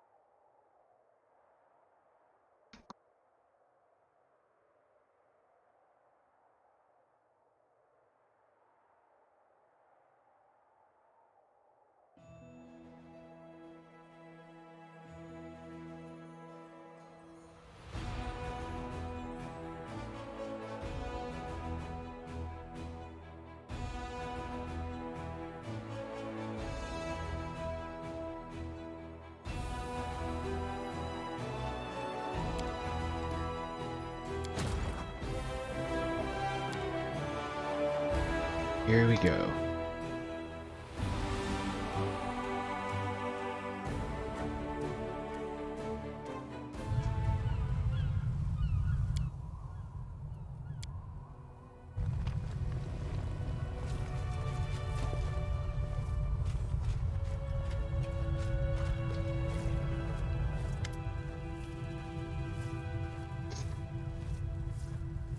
We must hurry, and remain very, very alert. Tell me about your outpost. The outpost is situated on top of a hill. The main building has stout walls and small windows. It serves as a resting area for various Hellknight orders. Apart from my own troops, there are currently 3 chapters quartered here, as well as the permanent garrison. We've stocked up on food and water, the gargoyles have taught us a valuable lesson, and now we're prepared for an aerial attack. What could have happened to the missing squad?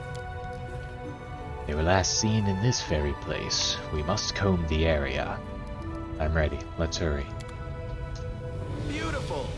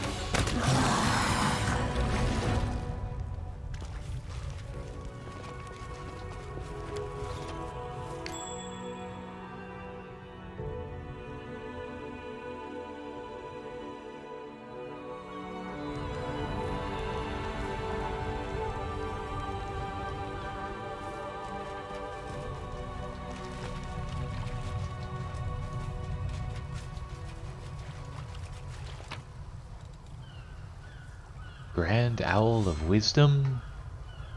That looks more like a cat to me. Oh, this figurine of a cat engraved with a name that doesn't fit its appearance. Once activated, it grants the user a permanent +1 bonus on all skill checks and then vanishes. Huh.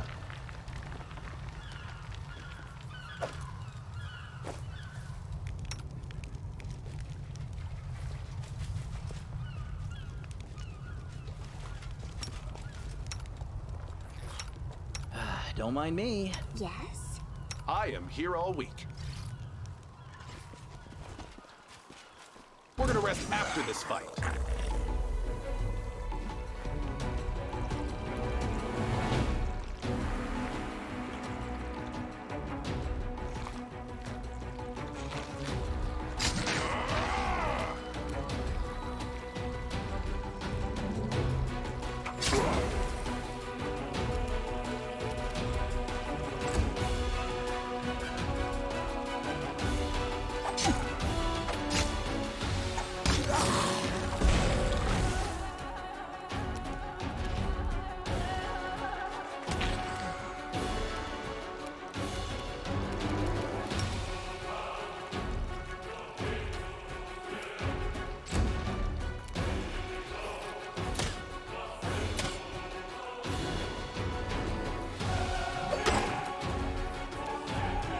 I will resist!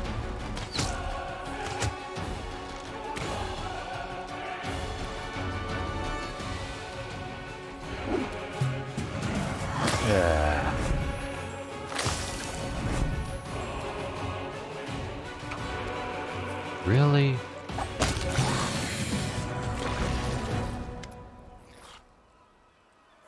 Finally, someone's here. And it's the Crusaders too. Please help me, I'm all alone and I don't know what to do. This lad's appearance perfectly matches the description of one of the cultists who were supposed to arrive at the Lost Escort. A cultist? Me? No, I'm just an apprentice craftsman. They made us work against our will here.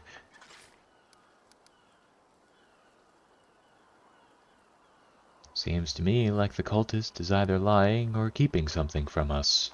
Or even worse.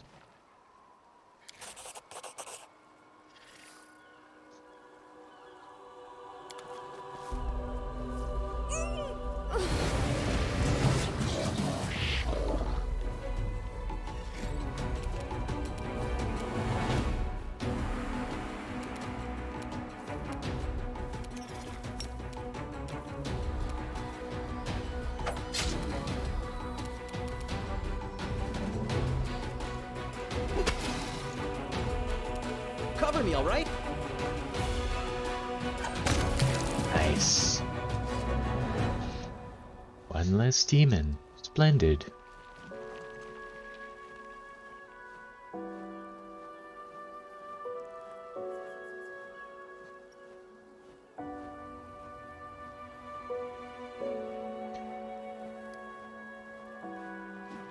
Perhaps all the captured cultists were possessed by demons, and they assaulted the knights when they thought the moment was right. A reasonable assumption. Let's see what else we're able to find out. I must commend your shrewdness. We would have had it rough if you hadn't unmasked the demon. We must verify the claim that the knights returned to the outpost. Move out.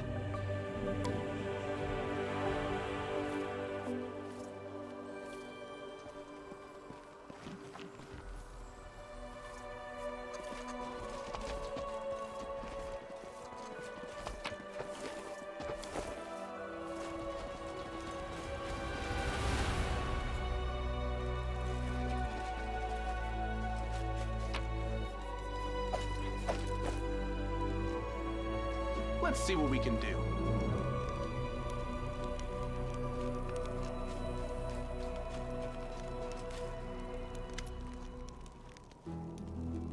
The Hellknight outpost is shrouded in silence. The 3 chapters seem to have simply vanished, leaving only the pillars of smoke from their fires to testify to the recent presence of the living. That doesn't seem to unnerve Regil in the slightest. He dispassionately scans the empty camp as if waiting for something. Breaking the prevailing silence, a sudden musical laugh sounds harsh and almost sinister. Knight Commander, at last! I've been dying to meet you. Come on, don't be so sullen. Come on over and have a little rest after your journey. You can always stab me or hit me with a spell a bit later, if you feel like doing that at all, of course. Kiranda. Arueshalae, my dear, you found yourself such a charming friend. Come on over, don't be shy. Careful, Reynard, this is Kiranda. She's my acquaintance. She's dangerous. It's so scary here. Can we grab these tasty treats and find a place that isn't as scary? What an arrogant, talkative demon we've got here. I can see you've made yourself quite at home in our camp. What have we here? One of those black-armored blockheads? Why don't you join me and the commander for a little meal? Surely the mighty Hellknight isn't scared of a little temptation.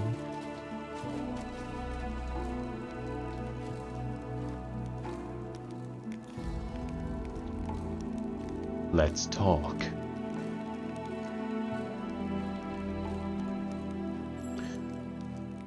I guess I trust he knows what he's doing. All right, let's talk. Reynard, you have no idea how eager I was to meet you, and how quickly I got here when I discovered you were coming. Do you feel at ease talking to me in this shape? Because I can always slip into something more comfortable. I can look like this. So likable, so trustworthy. Or if you'd prefer, this is my favorite form. It has driven so many crusaders out of their minds. Very charming. Now stop this farce, demon. Oh, Sir Knight, do tell me, aren't you bored with yourself? Every soul must feel something to get their blood pumping.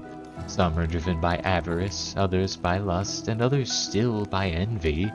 And if you think you've managed to shield yourself from every vice and every flaw, well, that just means you are blind, and your vice is the greatest of them all. Pride. You said you knew I was coming. How? How did I know? We all have our sources. Perhaps I'll tell you all about them, Commander, if we can establish a certain friendship. Are you here to preach at us, or do you actually have something meaningful to say? I apologize for the frivolity, Knight Commander. It's so hard to restrain myself. I blame those Hellknights. No denizen of the Abyss could torture them as thoroughly as they punish themselves.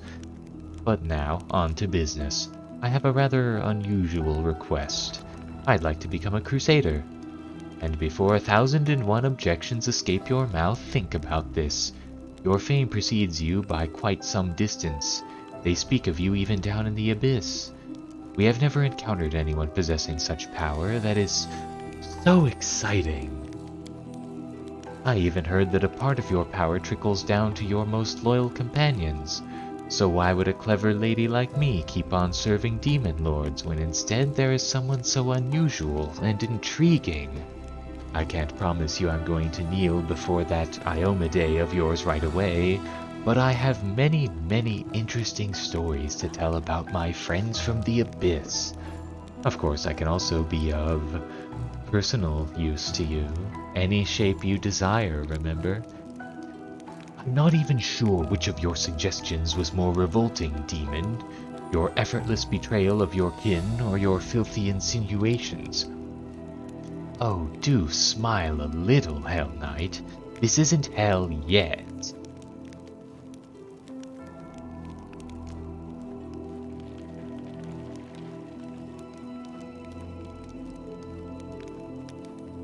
I'm not interested in your personal use, but I could do with some information about your fellow demons. Tell me everything you know and you may consider yourself enlisted. Fine, but I'm not used to giving up so easily. Want me to convince you? Here's a little tease. You asked me about the Hellknights from the camp. They've locked themselves up in the Outpost's main building, scared out of their wits.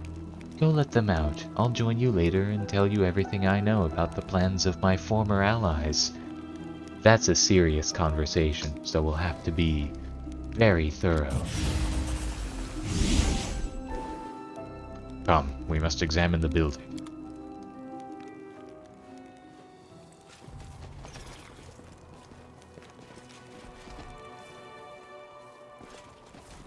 I didn't know Hellknights could be scared.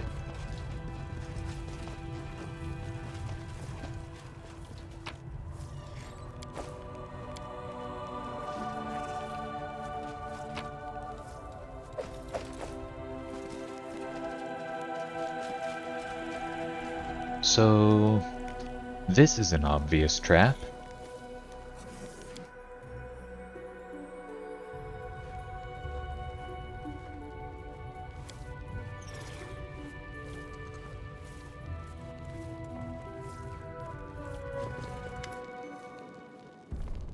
Knight Commander, you have rallied to our defense. We were forced to retreat under the onslaught of the demon Karanda and her lackeys. We held position for as long as we could, but we were sure to perish without outside help. Many of us are injured. Could you assist us, please?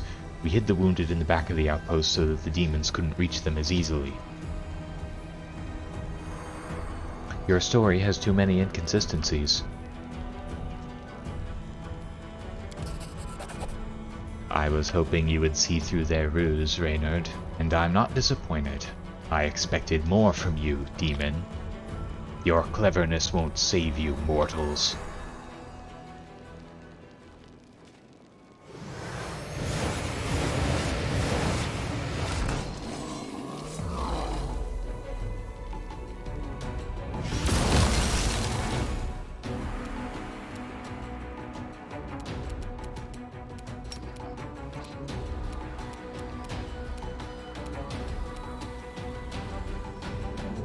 Are you still here? Bam!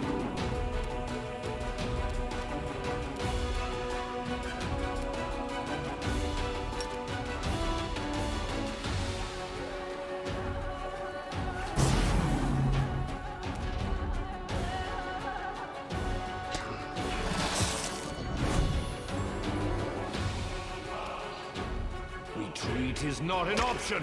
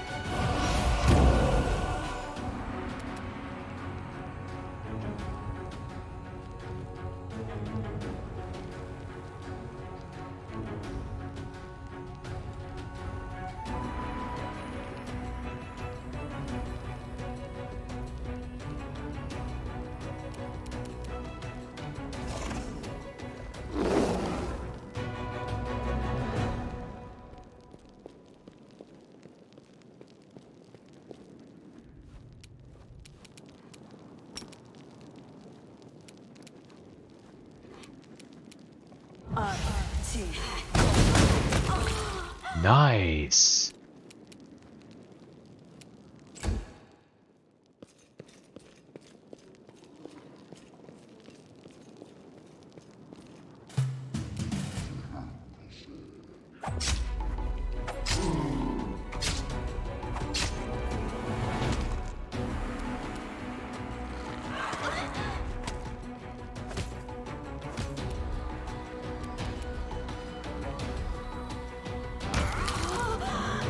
Very good.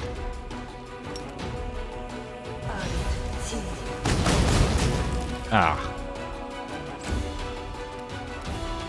Stab you or zap you? Why not both?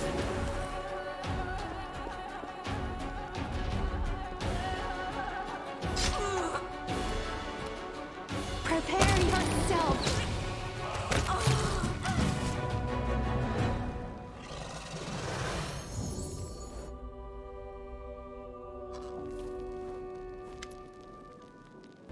Wait! Let me ransom my life, Crusader. I have loot, much loot that I picked off the fallen. Surely it's worth the price of letting one poor soul slink back to the abyss.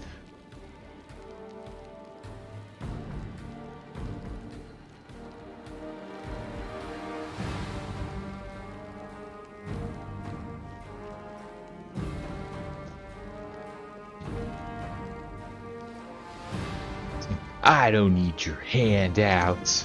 I'm an adult. Are you as deaf to compassion as you are to avarice? Have mercy on this mortal I used as a vessel. If you lay a hand on me, he's dead.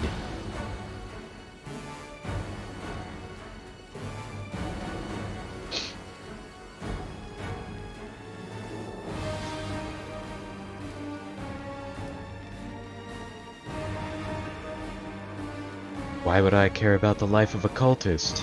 Die.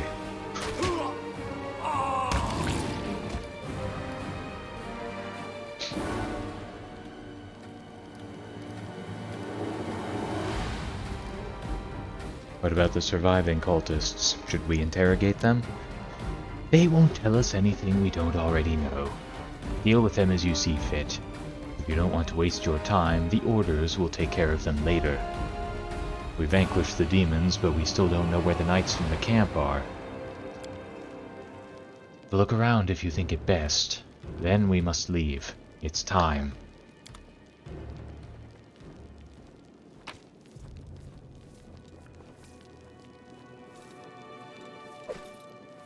Hasty Eradicator.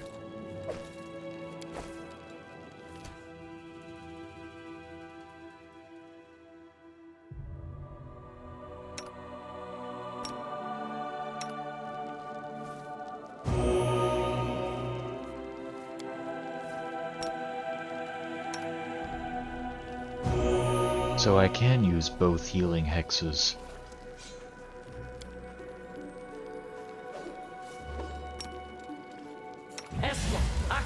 Yes.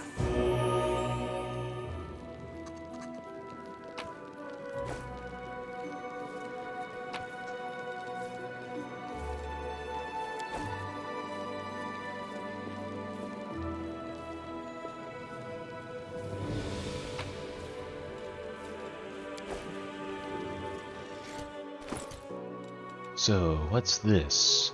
This +2 dagger allows the wielder to make 2 additional attacks during a full attack action. This effect doesn't stack with the effect of the haste spell. What does he have? This +2 cold iron dagger has an increased critical multiplier of ×3.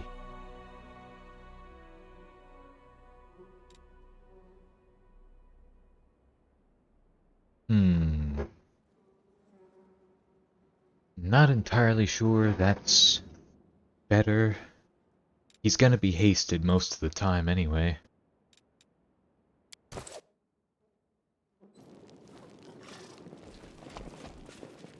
Here we go.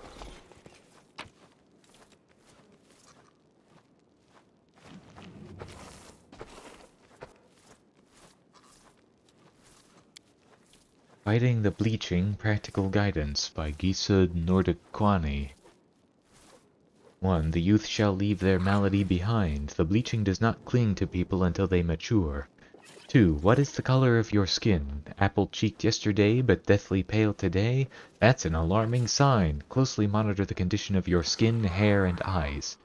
3. Never be bored. Curiosity is your best protection. Have a finger in every pie. 4. Don't break your neck. Be prepared to stand up for yourself or run for your life when you venture out to seek adventure.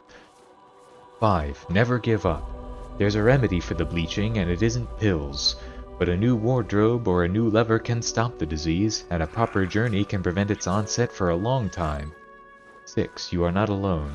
Find yourself some soulmates. They might just give you a new lease on life. Now why is this in here?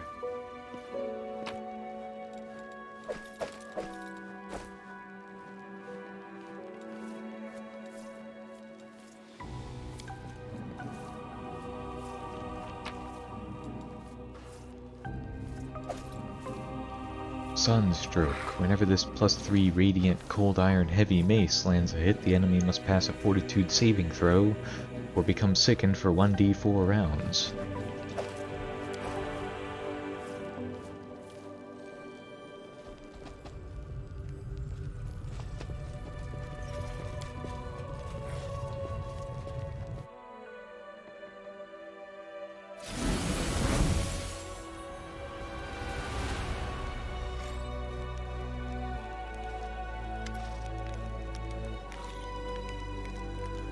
At last. How did it go, Paralictor Derenge? Exactly as it should have. Want details, Reneth? Prod your signifiers. After all, your order takes such pride in them.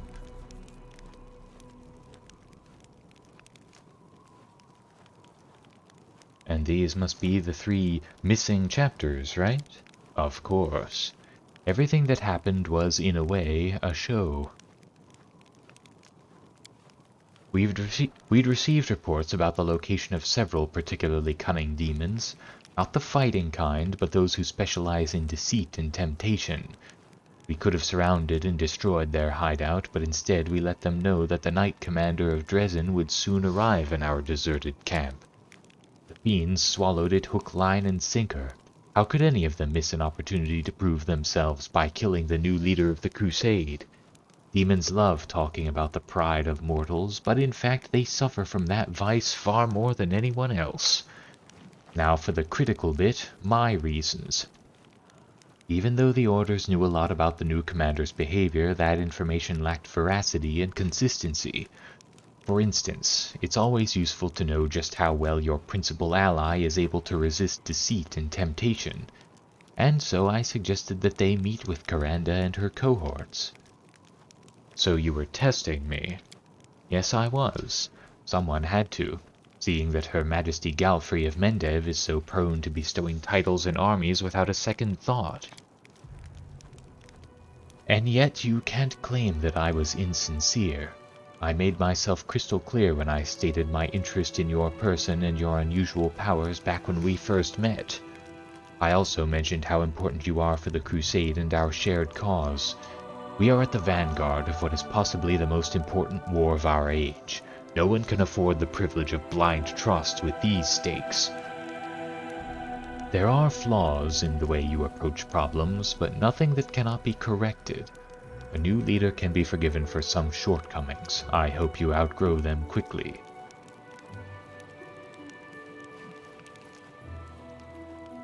Did it cross your mind I could die during this test of yours? Of course it did.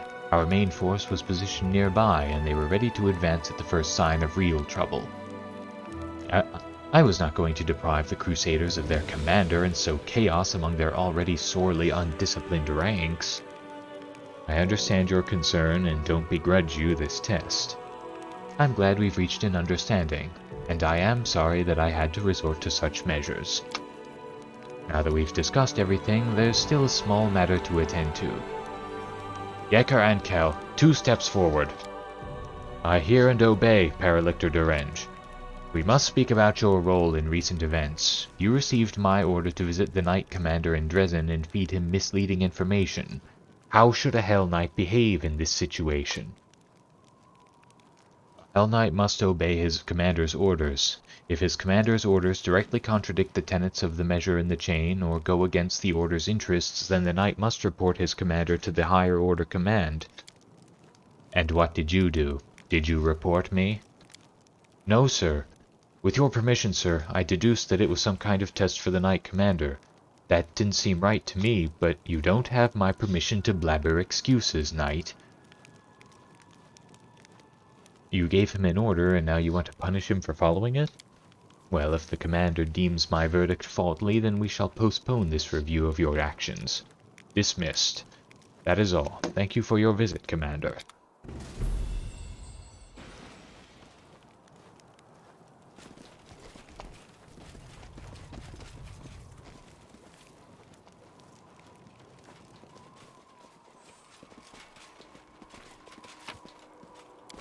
I can handle it.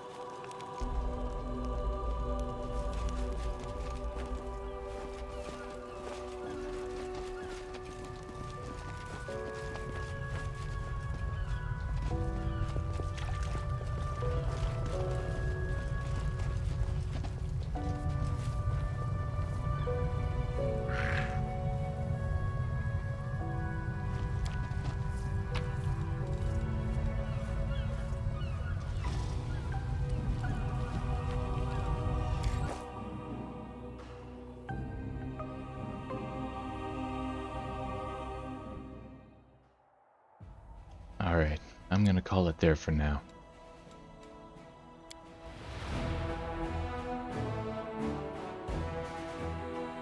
Yeah, I gotta say, when I first got information about Regill during the Kickstarter, or like during the updates after the Kickstarter anyway, I can't say I was all that... Like, I didn't think he was all that interesting, but he's turning out to be a more interesting character than I thought. Anyway, thanks everybody for watching. I'll see you all again some other time.